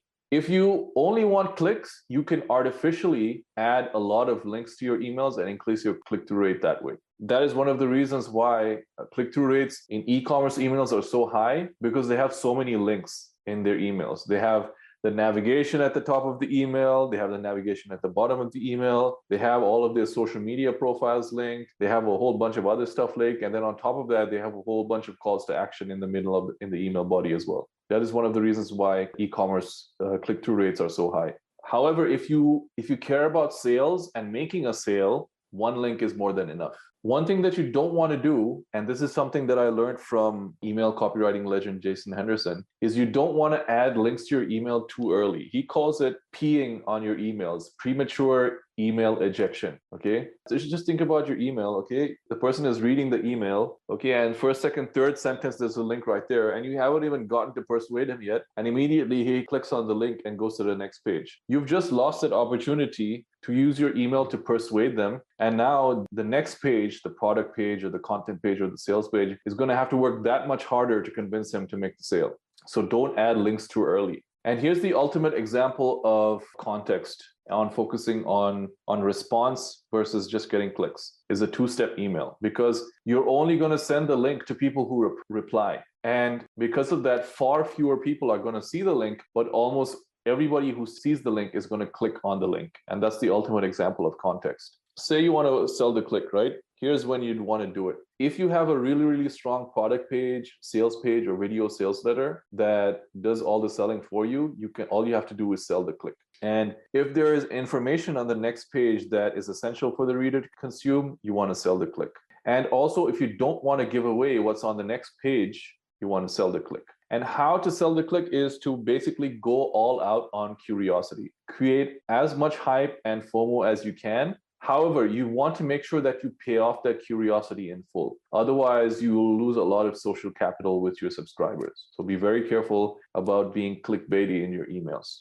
Here's an example of the highest click-through rate email I've sent. Now, ConvertKit is showing that this email got a click-through rate of 18.4% or 73 clicks, but that's not the correct way of calculating click-through rate. The number of people who opened the email was 179 or 45%. And of those 179, 73 people clicked. That is actually a 41% click-through rate. In any case, whichever way you calculate the click-through rate, this was my highest click-through rate email I've ever sent. And obviously, the email list is very small, so it doesn't really mean much, but I'm just showing it to you as an example, okay? So what did I write in this email to get such a high click-through rate?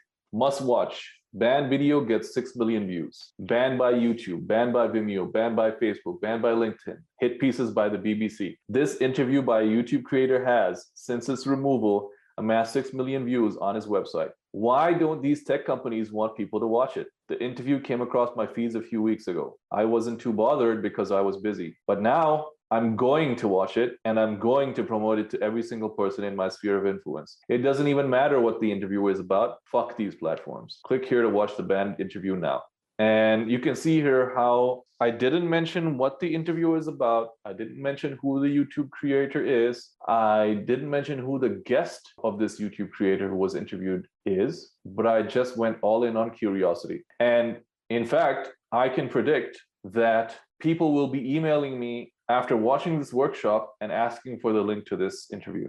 So calls to action versus calls to value, okay? So what this means is don't just say click here or buy now. You want to say click here to get benefit, get X benefit, or buy now to solve Y problem. And what you're doing here is you're reinforcing what's in it for me. And when you're reinforcing what's in it for me, it's more than okay to repeat yourself. Mention it in the subject line, mention it in the start of the email, mention it in the middle of the email, and mention it in the call to action. So you can see examples here. Click here to watch the banned video now, not just click here, and not just click here to watch the video. Claim your $398 off today, not just buy now.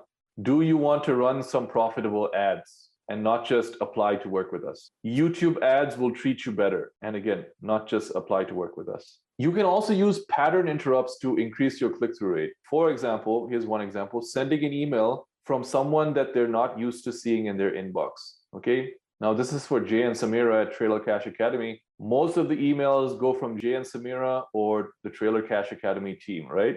But I sent this one email from their salesperson. His name is CJ. And it was just a very simple email talking about, I just want to, can I call you, book a call with me, that kind of thing. And because the subscriber list or the subscribers were not used to seeing this person, CJ, in their inbox, this particular email got more than double the click-through rate that the emails on this list usually get. The average is 0.4 to 0.6 or 0.7% click-through rate. But this particular email got a 1.3% click-through rate, okay? And here's another example of pattern interrupt using a different style of email they're not used to. So the email that you see on the right was the first text-heavy email that I sent to that list after months of them only seeing design-heavy emails, okay? And you can see the results screenshot on the bottom was from a design-heavy email during a sale of a launch of a new product. Got a 4.6% click-through rate, and it did 9K in revenue. And then just above that, you can see that the text-based email that you see on the right-hand side got a 7.2% click-through rate and did almost double that in revenue. So that is because it was a pattern interrupt. Well, I mean, I don't know for sure, but I'm sure it helped. And let's talk about link or button design. What you want to do now is you want to make sure that your links look like links and your buttons look like buttons. This is what a link is supposed to look like. Since the dawn of the internet, links have been blue with underlines. So you don't need to change that to fit your brand, to change the color of the links, to remove the underlines. It's pointless. To make it bold and the same color as the font, you want to make it immediately clear that this is a link and I'm supposed to click on it. And it's very clear from these that this is a link and I'm supposed to click on it. In fact, I accentuate this further. Whenever I do my link CTAs, I'll add these chevrons, and then I'll also add a finger pointing emoji. Same thing with the buttons. Your buttons should look like buttons. Who can tell me where I'm supposed to click on this image that's on the right-hand side here? Where am I supposed to click? Is it immediately obvious that I'm supposed to click on shop and save, for example? It's not. It blends into the entire design. It doesn't stand out in any way. Now they get around this. This whole thing is an image, and so the entire image is linked. But this image is the first screen. It's above the fold, and essentially what they're doing, what I told you not to do, is peeing on their email, premature email ejection, which is fine because they're only trying to convey the 25% off. They're only trying to convey the deal. But again, this is poor call to action design. This is poor button design. It's the exact same color as this here. People are going to get confused. And don't assume that everybody has the same level of technology savvy that we do. There are a lot of people who barely know how to check their emails. So the more confusing you make things, the harder it is for you to make sales. And this is all in the name of branding and making emails look nice. This is why I'm such a stickler for focusing on text over design and copy over design. So to recap, the goal is more sales. The point of click-through rate is more sales. And sometimes that means getting fewer clicks, not more. When you're constructing a call to action or call to value, you want to reiterate and reinforce the benefit that is going to come to them by clicking. And you want to tell them that in your link or your button. And finally, you want to make sure your links and buttons look like they should be clicked. You want to make it absolutely and completely obvious without them having to use their brain. So let's talk about how to do an email launch or promotion. And for this, we're going to use the launch of profitable AF emails as a case study. So here's what we're going to cover. We're going to cover the promotion strategy that I use for myself and my clients. I pretty much copy paste this everywhere. I mean, I'm lazy and I like to keep things simple. So this particular promotion strategy works every time I use it. So I'm not going to change it. And we are going to do a case study of profitable AF emails. And we're going to talk about the problem of discounts and what you can do instead. All right. So the first thing that you want to do when you're doing an email promotion is start a wait list. Okay. Start a wait list and promote the hell out of it, because the majority of your sales are going to come from your email list. And the larger your wait list, the bigger your promotion is going to end up in terms of total sales. You also want to use multiple deadlines, because nothing sells better than agency. And you can structure these deadlines in different ways. All right. Nothing sells better than agency. So the more deadlines you have, the more money you're going to make.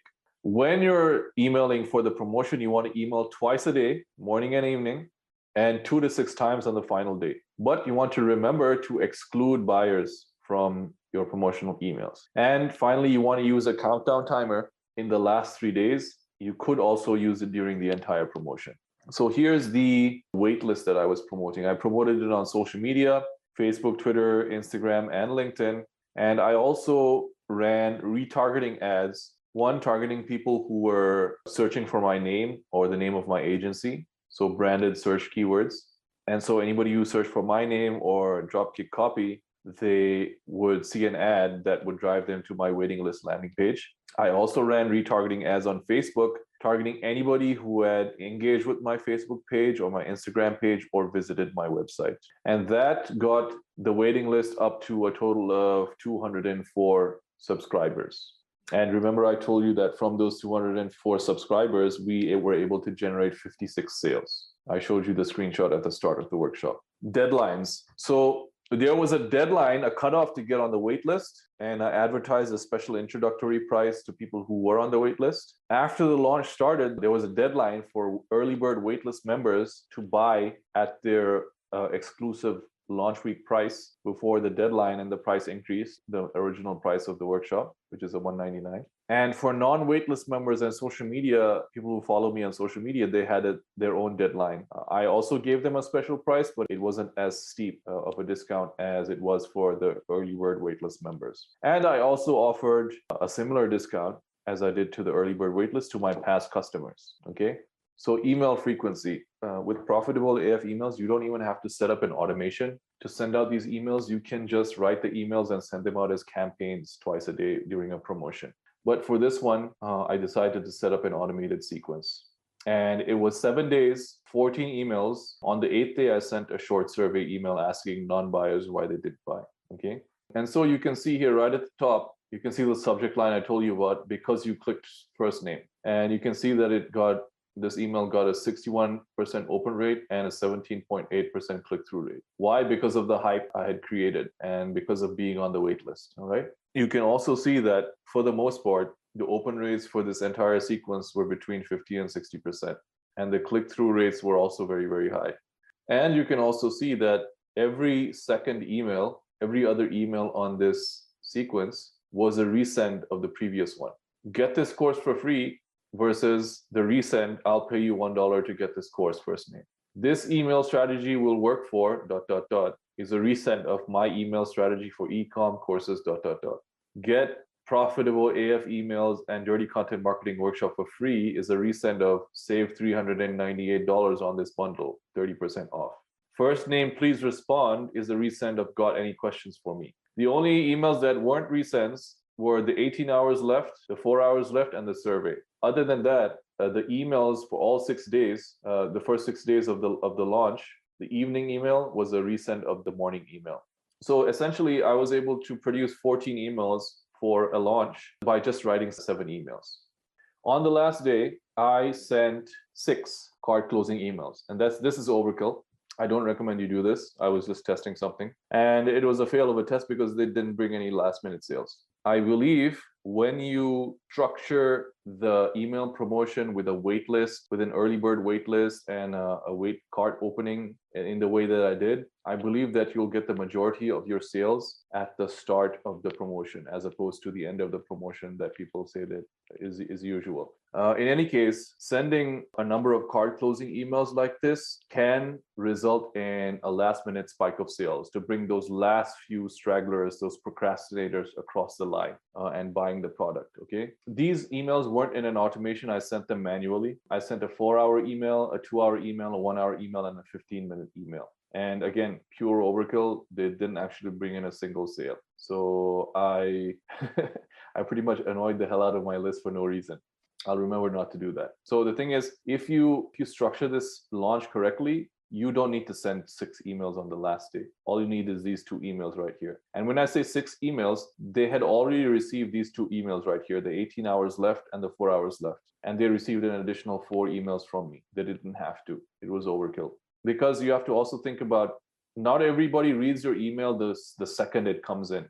Take this 4 hours left email, for example. Some people might read it the minute it comes in. Some people might read it a half an hour later, an hour later, 3 hours later, 3 hours and 55 minutes later. And because you have the countdown timer, you're still able to create that urgency, because if they read this 4-hour email with 5 minutes left on the clock, the countdown timer is going to show that. and that's going to create a lot of urgency and get them to take action. So let's talk about the countdown timer. You can get a free countdown timer at sendtrick.com. They also have a paid version. The free version doesn't have much customization. The only thing that you can customize are the colors of the background and the colors of the digits and labels. And obviously you can customize the deadline. On the bottom left, you can see here $100 off early bird discount disappears in, that's in red. That line is in ConvertKit, and I formatted that line to look red myself. The paid versions, you can use different fonts, more colors, more customizations, but for most people's purposes, the free version is more than enough. And I use it to add urgency in the last 2 days of a promotion. You can use it during the entire promotion. However, a countdown timer with 14 days on it doesn't add much urgency, but a countdown timer with 5 minutes left on it adds a lot of urgency. So that's a trade-off that you have to make. One potential reason why you might want to use it during the entire promotion is that you have no idea when somebody is going to read your email, right? You might have sent an email on day 1 that somebody is reading on day 7 with 15 minutes left in the promotion. And if the countdown timer is inside the day 1 email, they'll know that there's 15 minutes left in the promotion. So that is a reason why you might want to use the countdown timer throughout the entire promotion, even if it's 5, 10, 7 days long. So now let's talk about the problem with discounts, okay? So the problem with discounts is that you train your subscribers to only buy on sale. And because of that, you are not going to be able to generate sales from your email list at any other time. And at the bottom, you can see a perfect example, okay? In November, we generated the most revenue ever for Asir Custom from just their store in general and from their email list, okay? But in December, despite the fact that it's Christmas and the holidays, and despite the fact that they were making sales and special offers, they did 7 times less revenue, 7 times less revenue compared to November. Why? Because the promotion and the discounts were so aggressive in November that essentially everybody who wanted to buy something had already bought, and the email list was completely spent. So now there's no way you can extract more revenue from the email list the next month, okay? And what makes this even worse is that you're generating all of this revenue, but it's at such a deep discount that it annihilates all of your margins. So you're burning out your list by getting them to spend all their money. You're offering such deep discounts that it kills your profit margins. You're bringing in so many customers in a concentrated way that it puts additional pressure on your fulfillment and your backend systems, and your profit is pretty much non-existent. So when you're using discounts, you should only use them strategically and not as a driver of revenue for your business. So I like to use discounts to reward good behavior. So for example, people who signed up for my early bird waitlist, I give them a small discount on the Dirty Content Marketing Workshop. I give them $25 off. And I also gave past customers of mine, anybody who's ever bought a product from me, $100 off of the profitable AF emails, just as a reward for being a customer. So I'm either rewarding good behavior or rewarding my customers by treating them with a discount. And then you would strategically use discounts during major holidays like Black Friday, Cyber Monday, and Christmas to bring in new customers who wouldn't have otherwise tried your product, because you'll be able to profit from them down the line. So if you can't use discounts, what can you do? Here's what to do instead, okay? You can do launch or introductory pricing. This is what I did essentially for profitable AF emails. The launch price for people on the early bird waitlist was $99. For people not on the waitlist, the launch price was $149. And after the launch, profitable AF email, the list price is $199. You can do price increases. So it launches at $29 and the price goes up $10 every day for 7 days during the launch. And then it lists at $99 after launch.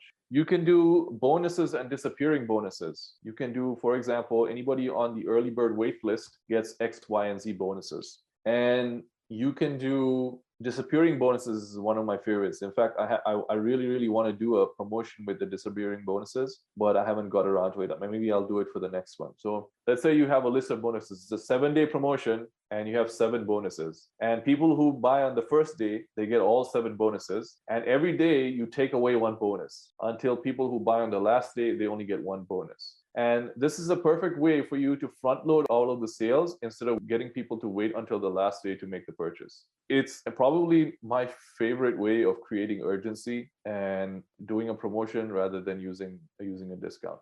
So to recap, a successful email promotion is only three things. It's hype, it's email frequency, and it's urgency. If you have these three elements, you have a successful email promotion. And David Ogilvy said, and I like quoting David Ogilvy because he and I think a lot alike in marketing and advertising, and he doesn't like discounts either. He said in a speech one time, any damn fool can put on a deal, but it takes genius, faith, and perseverance to create a brand. So what type of business do you want to be? You could be in the low end of the market where you're competing based on price and discounting a lot and things like that. There are so many successful brands who do that. Or you could become a premium brand and build your business around the problems that you solve, the quality of the products that you offer, and the status that you convey. Okay.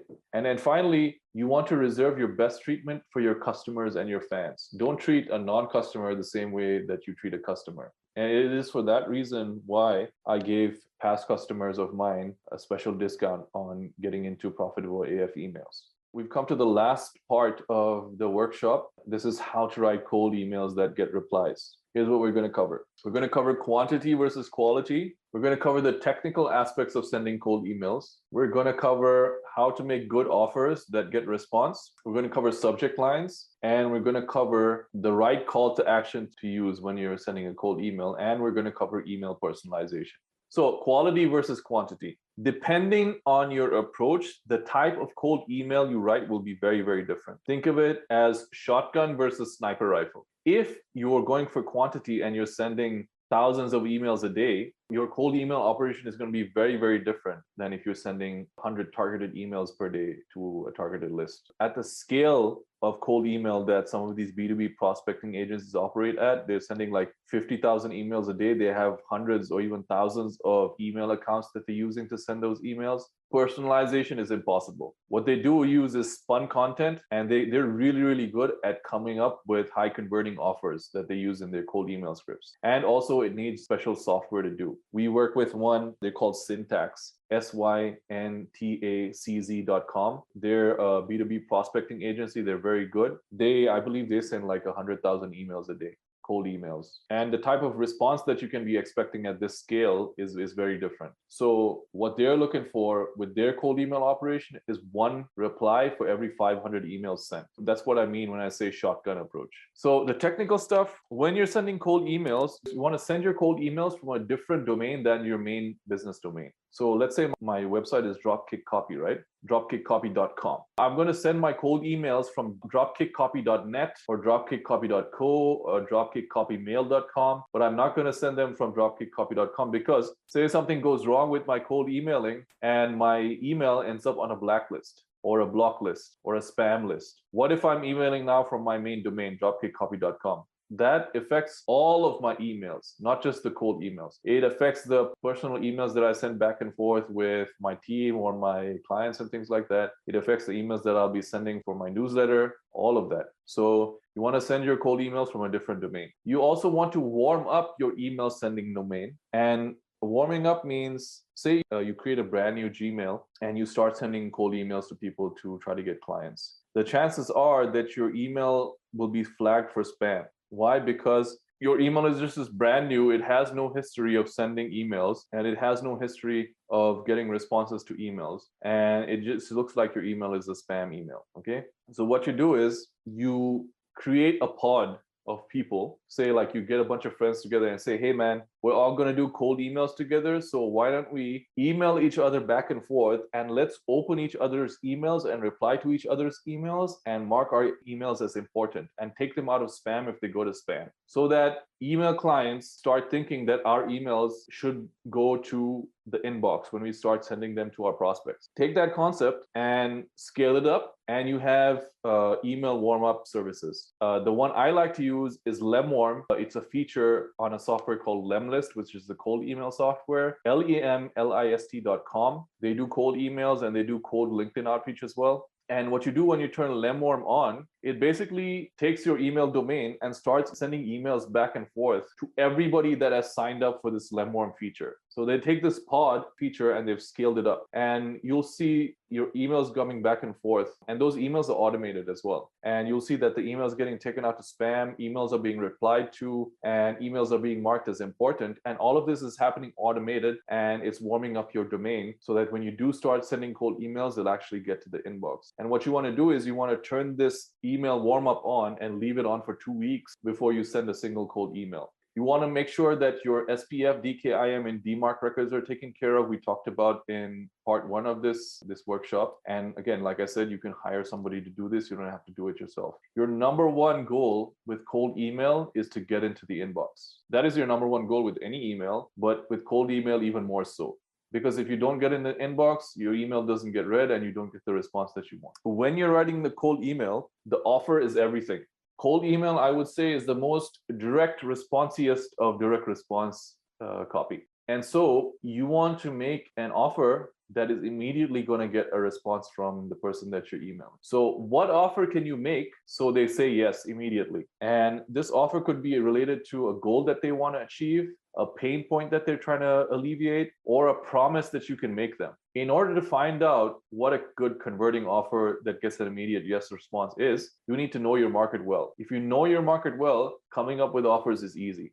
Here's a perfect example. Here's how I got, this didn't turn out into a client, but you could very easily get clients with this method by just cold DMing them on Twitter, okay? So there's this influencer in the e-commerce marketing space, and he's active on Twitter a lot, and he writes a lot of Twitter threads. In fact, he also boosts his tweets with ads on Twitter. And I noticed this happening. And I was promoting profitable AF emails at the time. And I wrote a thread that I was originally going to post to my personal account, my Twitter account. And as I was writing this thread, I thought, hey, why don't I try to write a guest thread or a guest post for this guy? And because he's boosting his tweets, I'll ask him to boost it for me in exchange for giving him this thread. Because these Twitter threads, they take a while to write. Sometimes they can take an hour to write, and it's a lot of work. He's interested in growing his Twitter presence. So this would be a perfect pick for him. So I DM'd him, I said, hey man, I wrote this Twitter thread for you, and I was originally going to post it on my feed, but I'd like to offer it to you as a guest thread on the condition that you boost it like you're boosting some of your other tweets. Why? Because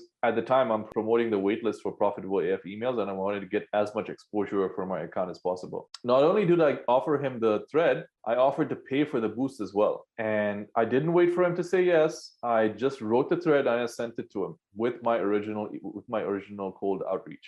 And obviously, this is a no-brainer offer. He obviously said yes. He wanted to make a few tweaks to the thread. I said, no problem, go ahead. And then all he wanted to do was when do I want to post it and how much do I want to boost it? All right, I told him $100. And it worked so well that he didn't even offer to take me up on getting me to pay for the boost, because I did him a favor and I did all this work for him. $100 is nothing to him anyway. He runs an eight-figure agency. All right. So this is what I call making a good offer. You have to understand the prospect first. What is the ideal thing that you could send him or do for him that he would immediately say yes to? And then on top of that, you want to reverse the risk as well. I reverse the risk by telling him that I'll pay for the boost. So one, that communicates that you have their best interests in mind. Two, it also communicates your confidence in your service or your abilities. And three, it reduces the friction to getting a response down to almost zero. Whereas if you think about it, ignoring a message like this or ignoring a thread like this, ignoring the opportunity to use a thread like this, it would be stupid of him to say no. And if he did ignore it or say no, like I know immediately that this person is dumb and I wouldn't want them as a client anyway. You know what I mean? So making them a good offer has a double effect in the fact that if they say no, it's a strong indication to you that this person would not be a good client at all, would not be a good fit for your service, and you would not want to work with them. Here's another example of a cold email. Actually, more than one cold email that I wrote for a SaaS client. This email, we were able to take his response from 1 reply every 100 emails to 8 replies every 100 emails. So 800% increase. So this client, he has an Instagram scraper that lets you scrape the emails and contact information of Instagram accounts without using a lot of the weird virtual servers and bots and things like that is common in this Instagram scraping space. So All we did was we were reaching out to coaches and consultants who have high ticket offers, and they're already on Instagram. We said, how would you like to find the email addresses of hundreds of potential high ticket clients with just a few clicks? Best of all, it doesn't use bots or virtual servers or any weird stuff that can get your account suspended. Check out the 60-second demo I made for you. No brainer offer. Get the contact information of hundreds of potential high ticket clients. No risk to your Instagram account from getting banned. And all you have to do is check out a 60-second demo. I don't need you to buy anything. Okay? No brainer offer. And you can see the prospect's response right at the top of the screenshot. You got my attention, which is rare, so congrats. You got time to talk early next week. No brainer offer. Subject lines. For cold email, you don't need to get clever with subject lines. All you need to do is get an open, because all you need to do is get a positive reply, a yes. You don't need to sell them on anything in a cold email. All you need to do is get them to say yes. So we like to use these subject lines. They tend to work well. Anybody who does cold email will tell you this. This is not just me saying it. So quick question, first name, quick question about company name plus your company name, handshake emoji, your company name, and no subject. No subject, I just added myself because I know it works so well. So if you stick to these 6 subject lines, that's all you need. You don't even need to come up with a new one. As far as calls to action go, don't include any links in your email. Even though we have a link in here, I personally wouldn't have included this link. My call to action would have been, I've made a 60-second demo for you. Would you like to see it? And then if he replies yes, I would send him the link. Why? Because one, if you add links to a cold email, there's less chance of it getting in the inbox, okay? And two, clicking on links, the recipients are more likely to ignore them. Because you're a cold email, they have no idea who you are. You could be a hacker for all they know, and they're more likely to ignore the link instead of clicking on it. And as well as not including any links, you would also not ask them to book a call with you. That's introducing a lot of friction. Now they got to think, okay, this guy legit? Is he going to make me a sales pitch? Do I have time? Is he free on the times that I'm free? All of this shit, okay? Don't ask them to book a call. The only thing that you want to do is ask them if they're interested in your offer. All you want to hear is a yes or a no, or for them to ignore you. Ask them if they're interested in taking you up on your offer. If they say yes, then you follow up with the next call to action, which is usually book a call, watch the demo, check out our product page, that kind of thing. With regard to personalization, if you come up with a converting offer, a direct response offer, make them a good no-brainer yes offer, you don't need personalization. You don't need personalization. People make a big thing about personalizing cold emails. We went from 1 reply out of 100 emails to 8 replies out of 100 emails. Is there any personalization in here? Zero. However, don't get me wrong, personalization can help, but only if it's well done. Insincere or transparent attempts at personalization will be noticed, and it'll hurt your response. You're actually better off not using personalization than using bad personalization. The thing about personalization is, okay, so personalization became big, and I don't know if it became big or if it's always been big, but it came into my attention. It started getting talked about a lot last year or the year before. And because of that, a lot of people spun up entire agencies doing prospecting, cold email prospecting, based off this one tactic, personalized first lines. And there became an entire ecosystem around, sending cold emails with personalized first lines. And there were courses released on it. There were people teaching how to hire out writing the first lines, because it's very cumbersome to go research someone and write an effective personalized first line. There were courses on how to train people and hire them and get them to and delegate the work to writing these personalized first lines. But the reality is that you're delegating this work to someone and you're paying them like $3 an hour, $5 an hour, and you need them to go through and write you like 100, 200, 500 personalized first lines. And they're spending 5 minutes looking up a contact, if that. So what you'll find is the majority of these personalized first lines are utter garbage. Somebody showed me a cold email one time that was written, and the first line personalization was, hey, Nick, really cool to see that you graduated from University of Kentucky, Louisville. So like, if I saw an email like that, I was like, I'm going to be like, fuck this guy. Because one, Is that the most interesting thing you can come up with when you're writing a personalized first line about me? That I graduated from University of Kentucky, Louisville. That's like so surface level, right? It's just like a skim of my LinkedIn profile. And two, who the fuck cares about anybody graduating from the University of Kentucky, Louisville? Like, have you even heard of this university before? Give me like some Ivy League, give me like Stanford or Yale or something like that, right? So this is what I mean about insincere or transparent attempts at personalization will actually hurt your response rather than give you a positive response. You're better off actually not using it. Here's a cold email from one of the people who signed up for Profitable AF emails. His name is Eldad. He's an enterprise B2B software salesperson. He said he's getting a good open rate with his cold emails, but they're getting a low response. I told him to send me an example of the cold email that he's using, and I'll go over it during the workshop and rewrite it. And you can see the before is on the left. And immediately I can tell why his open rates are good, because critical data storage security is a pretty good subject line. And immediately also, I can see why he's getting fuck all response. Because one, his cold email is way too long. And two, he's asking to book a call. And he's giving very, very specific times, which people are just going to ignore. They won't even give you 30 seconds to think about whether these times work for them if you ask them to book a call. That is how little people care about you. They do not give a shit. Don't expect them to. All right. So one, this email is way too long. One, it's long, and two, it's not even written with readability in mind. So what I did was, I turned it into a cold email that would actually get a response. Delete all of this crap. Delete. Unnecessary. All you're looking for is to get the email open and get them to say yes. That's all. You don't have to sell a goddamn thing in your cold email. That's what a salesperson is for. You're trying to get them on the phone so you can sell them. Why do you got to explain all the shit about your offer in the email? So subject line, quick question. We know that works. And very simple one line. Is protecting your enterprise data storage from ransomware a priority for you? Question mark. Yes or no answer, or ignore. No links, just the name, business, phone number, and address. Bottom, I kept the same subject line, critical data storage security. Hi, Nabil, I can detect at least 5 flaws in your storage security that expose your data to ransomware. It'll take about 15 minutes. Would you like me to show you? Question mark. Regards, Eldad. Yes or no?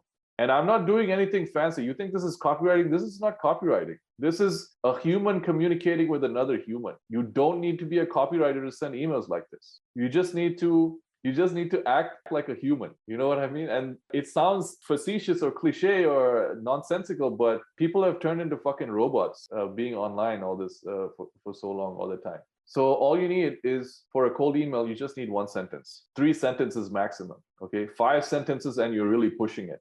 So to recap, your number one goal with cold email is to get in the inbox. Remove everything that is going to prevent you from that objective. Okay, remove all the links, shorten your email, remove all the elaborate calls to action. Make it very, very easy for you to get into the inbox. And then also make sure that you're sending the email from a new domain. You have all of your technical stuff in place, like special lines of code for email authentication. All right. And your objective when sending a cold email is just to get a positive reply. That's all. All you need is a yes, and to start a conversation. Therefore, a cold email can just be 1 sentence long. And finally, it's better to use no personalization than to use bad personalization. If you're going to personalize email, make sure you do a damn good job, because people can see that shit a mile away, and it really, really turns people off. You don't want to be another screenshot on the internet of a bad cold email, okay? Because people are going to roast you. They do it all the time. Check out this really shitty LinkedIn cold outreach I got, or check out this really shitty outreach email I got. You don't want to be another entry in the swipe file of bad cold emails that end up on the internet. I don't want that to be you. All right, we're done. So conclusions. Okay, let me recap the entire workshop. If there's only one thing that you take away from this workshop, is that there is a human being on the other side of that inbox. If you internalize that fact and you construct your emails in a way that reflects that fact, you will be able to write profitable AF emails, and your emails will perform very well. Not only that, if you can write an email to a family member, your writing is good enough to write profitable AF emails. You do not need to be a master copywriter. What you do need to know is the structure and how to edit an email so it has the different elements that you need to persuade someone. 3, you need to send more emails not less. Every single email that you send should answer, what's in it for me? Okay, what's in it for me? Give them a damn good reason to open your email, give them a damn good reason to read it, and give them a damn good reason to take the action that you want them to take. And finally, successful email promotions are more about good structure than good copywriting. Like I showed you, there's no copywriting in this cold email. It's more about structure. While you're with me, before we head on to the Q&A, I would like for you to do me a favor and go to gumroad.com/library and then click on Profitable AF Emails in your Gumroad library and leave me a review. Head to your content library inside Gumroad and leave me a review, whether that's 5 stars or 1 star or 3 stars, whatever you think this workshop is worth. Head to your Gumroad library and leave me a review, please. And while you're doing that, let me go through, if you want to work with us. So everything I described and discussed in Profitable AF Emails is something that we do for our clients. We do all of these broadcast emails or launch promotions and things like that for our clients, whether that's an e-commerce client or a high-ticket service or a coaching program or a course creator. We can help you out with your emails. We can also do the automations for you. And we work on a retainer usually. It's substantial, but it's not completely massive and out of people's budget. And it's also flexible. Typically, we go month to month. And I work with all of my clients on a handshake deal. What I do recommend starting with is starting small at 3 emails a week. And in any case, that is, I believe, the optimal email frequency. And it also serves as the benchmark for future work with us. We typically start off with something small like email copywriting for a client, and then we'll write sales pages for them, webinars for them, ads for them, a lot of things. Our best wins are for clients who sell high-ticket service or high-ticket offers like coaching programs and things like that, and who already invest in paid traffic. Nevertheless, we have written for other verticals like e-commerce, like course creators, and things like that. And if you are interested, all you have to do is find me on social media and send me a DM. I'm very easy to find. Or you can email me at nabil@dropkickcopy.com. The workshop is over, so let's do the Q&A. So Jack asks, what are some go-to questions you ask clients to extract good content ideas in your bi-weekly interviews? Honestly, those interviews are not structured. They're very informal. I might have something on my mind that I want to ask them about, but usually it's more like a conversation where we catch up on things, like just sort of like friends would catch up. And we're talking about work, family, we're just shooting the shit basically. And we might have some questions on the agenda or we might not. The only structure that that call would have is, for example, let's say we know there's a promotion coming up that month and we want to plan that promotion. So we'll talk about things like what will be the big idea for that promotion and things like that. But other than that, those calls have no structure to them. We just talk about stuff, and whatever I record on that call, I listen to the recording over again. And with content mindset on, you're able to pull many ideas from that recording that you can use and turn into content. So Deborah, I don't think you can review a course from the Gumroad app. You have to log into Gumroad on the desktop, because I just logged into Gumroad now and I don't think you can. So you have to go to gumroad.com/library on your desktop and you'll be able to leave a review. So let me ask you guys a question. What other workshops would you be interested in seeing? Because I am coming up with ideas for new workshops and I figure I'd ask you guys, since you guys are paying customers and might be interested in learning about more stuff. What questions do you have that might be relevant for a workshop format like this? What do you want to learn that might be relevant to a workshop format like this? Okay, list management. Maybe I can add that as a bonus module. List management, okay, it sounds like it's a thing, Deborah, but it's not really a thing.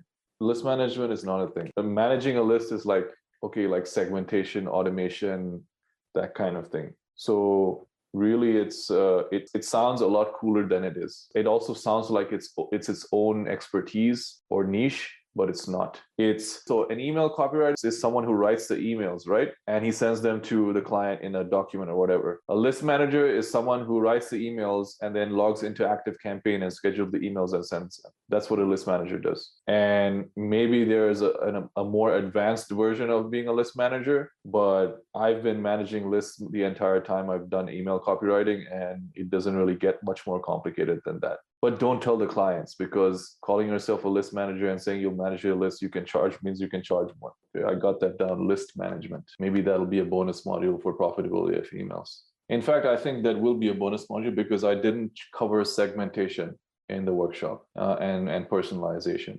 Jack asks, do you tell your junior writer which ideas or angles to write?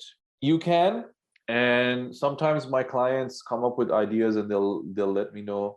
In fact, just the other day, a few weeks ago, just before the end of the year, I wrote an email for Kyle Solarud based on an idea that he gave me. So he DM'd me on Slack and he was like, hey man, I got this idea for a year-end email. You know how people are saying X, Y, Z, why don't we say A, B, and C? And I got that DM, I wrote the email very next day and sent it to him, and he sent it out to his list. Okay, so sometimes the client can tell the copywriter what ideas to write about. But the whole point of a copywriter is coming up with ideas. Like, otherwise, why are you a copywriter? Are you like a robot, like a typewriter? Are you what do you call it? A typist? Are you a typist? You're not a typist. You're a copywriter, and creativity is a part of that. And that biweekly call that you have with your client should be enough to generate ideas. And even without that biweekly call, remember the three areas of sources of content ideas that we talked about: content mindset, ideas from inside the business, ideas from outside the business. That's your job as a copywriter. You need to keep your eyes open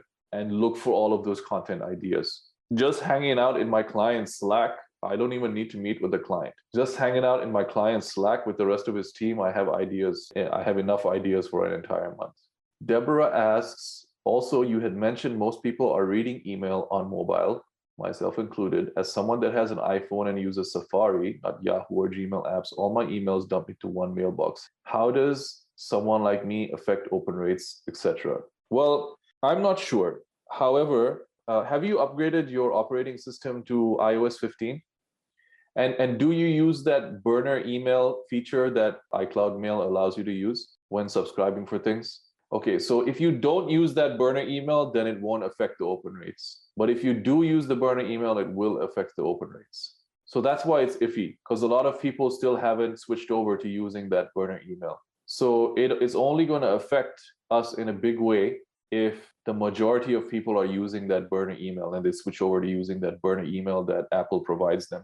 Otherwise, if they're using their regular email address, then the open rate is reliable, pretty much. So Ariel asks, if I'm selling websites with cold email, how can I make my offer stronger? What do you mean selling websites? You mean you're selling website design?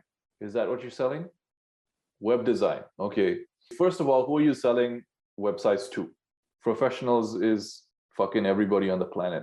Who are you selling websites to? Okay, dentists, all right? Let's take dentists, for example. A dentist doesn't need a website. A dentist needs patients to book visits. So if you can sell them a solution that makes it easier for them to book more patients to come and visit them, that's an offer. That's a stronger offer. Yes, if you're selling websites, yes, it is a commodity and it is generic. So what you would want to do is develop some credibility and proof that the websites you create for dentists help them get more patients. And maybe if you haven't done this before, maybe you need to do some free work. Maybe you need to do some free work to get some case studies under your belt. The easiest way to get a website client is to be their website designer first before even them becoming client. What do I mean by that? Let's say I'm a dentist and Ariel, you're trying to be my web designer. Don't ask to be my web designer. Be my web designer. Go check out my website. Go do an SEO audit on my website. Come up with a solution. Come up with the mock-up of the website for me before even I become your client, and then send it to me. Hey, Nabil, I was just checking out your website and I noticed it could do with a little bit of updating. I went ahead and created this mock-up for you. Take a look at it. If you're interested, I can build it out for you. It'll take me 48 hours. at the most. Here's a link to the mockup. And you can do that easily, right? With a wireframe or something like that. You know how to do wireframes, right? So easy. Go check out a dentist, some boomer dentist whose website was like, the last time he updated his website was like in the 1990s, and he's on like a web 1.0 website. Go check out his website, do a wireframe, come up with a lead gen system as well. Show him how he's going to be able to book more patients with this website that is a lead generation system for his practice. So easy. Don't ask to be their vendor, become their vendor. Become their vendor, and then you have to be their vendor. So now I'm Ariel, and I'm the web designer, and I am the web designer for this dentist. So now I'm the web designer. What do I do? What would this dentist web designer do? Well, a web designer designs websites. So design the website, send it to them, and say, hey, listen, I designed this website for you. Do you want to use it? It's $1,000, or however much you want to charge, $3,000, $5,000. So Ron asks, what are some of the most needed profitable emails if writing for SaaS? It depends on what type of SaaS they are.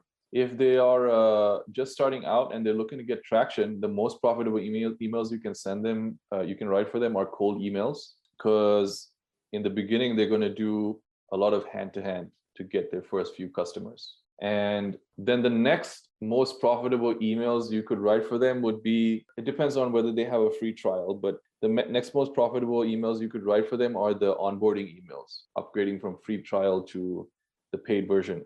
So those are the two really most profitable. And when it comes to SaaS, the emails that you write to educate the users on how to use the product are also very, very profitable, because you need to be able to train the user on how to use the product to get the result that they desire. And sometimes the software is not intuitive. That's why you have these product walkthroughs. You know, you click on it and they do like a demo of what to do. It pops up in different places of the screen. So in order to train the users on how to use the product most effectively, you need emails for that as well. So those emails are profitable, because the more people are able to use the product to get the result that they want, the more likely they are to become a paid user and continue being a paid user. And it reduces churn as well from your SaaS. And reducing churn is as important, if not more important, than getting new users.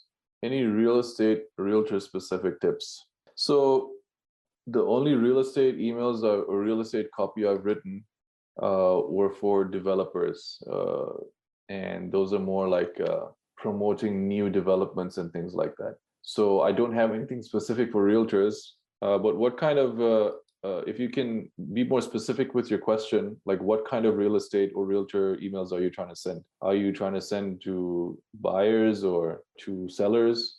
If you're trying to email property owners or an internal list, you would follow the same principles as cold emails for real estate. You want to make them a good offer. You want to go for a yes or no answer in terms of the call to action, and you want to write a short, high curiosity subject line. Like, you don't want to complicate it too much. You just want to start a conversation, because real estate is really, at the end of the day, it's a negotiation, right? So all you have to do is start a conversation first. So you would follow the same principle as the cold emails. So Ron asks, will you teach about autoresponders? I'm thinking of adding some additional bonus modules about autoresponders, because it would have been time consuming to cover it all during this live workshop. So I may record bonus modules for that and upload them later. And really, autoresponders are their own individual workshop on its own. I could do a 2-hour workshop on the autoresponders probably. If you want to find coaches or consultants on IG, that's what Ron asked, is the fastest way to do it is use scrapegram.io. I'll drop it in the chat. So use scrapegram.io. You'll be able to scrape the followers of public figures and things like that. So if somebody is followed by a lot of coaches and consultants, you can scrape all of their followers. There's a bunch of different ways to use the tool, but essentially this is the fastest way you can get coaches and consultants off of Instagram, and you'll be able to get their email addresses.